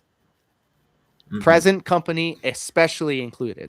You guys have been absolutely insane. I always do appreciate your company, your contributions, and the promotion. You guys have been absolutely incredible to me. Thank you. And we same goes back to you. We really appreciate it. You know, we're gonna start wrap it up right now. We really thank you so much for your time. My goodness, we blew past what I thought was gonna be maybe an hour or 2 hours. We're almost at 3 hours, but we really, really appreciate the time that you took with us to talk with us, to shoot the shit, whatever. Of course. Do you have anything you want to promote right now on this live stream? Well, I'm glad that you asked. I have a couple of tabs right here. If you guys want to get this shirt, if you guys want to get this hat, if you want to get that immaculate looking drip that Mr. Local has right there, the DSP begging shirt, and the Hydrate Bish shirt right there. So you guys stay hydrated, baby. You can go to my Fourth Wall store. It is lore-diaz-shop.fourthwall.com, or you can just Google Lord Diaz Fourth Wall. I have a ton of designs, not just DDR, not just pro wrestling, just a whole bunch of different stuff. I have some designs based off of Neon Genesis Evangelion. I've designs based off of Def Jam Vendetta, one of my favorite wrestling games of all time. But that's not all. I have a pro wrestling tees store. If you just look up Lord Diaz in the prowrestlingtees.com website, you'll be able to get access to my very first shop that was originally made when you had to have like a certain amount of followers on Instagram and stuff like that in order to actually have it, which is crazy to me. And then last but not least, well, maybe two things. I do have a spring store. I will be shuttering it very soon because I want to carry everything over to my Fourth Wall store. But if you wanted to check that out, it's BM2K Creator-Spring Store. Highly recommend you check that out. And then, of course, if you want to follow me on X, just look up Lord Diaz on X. I'm not really using Instagram and TikTok anymore because they are collecting your information and they're going to round up people that they don't like based off of that information. Speaking of media literacy and AI. So not trying to dissuade other people from using those platforms, but there's probably going to be a reduction of my presence on those things. So X would probably be the best way to get in touch with me.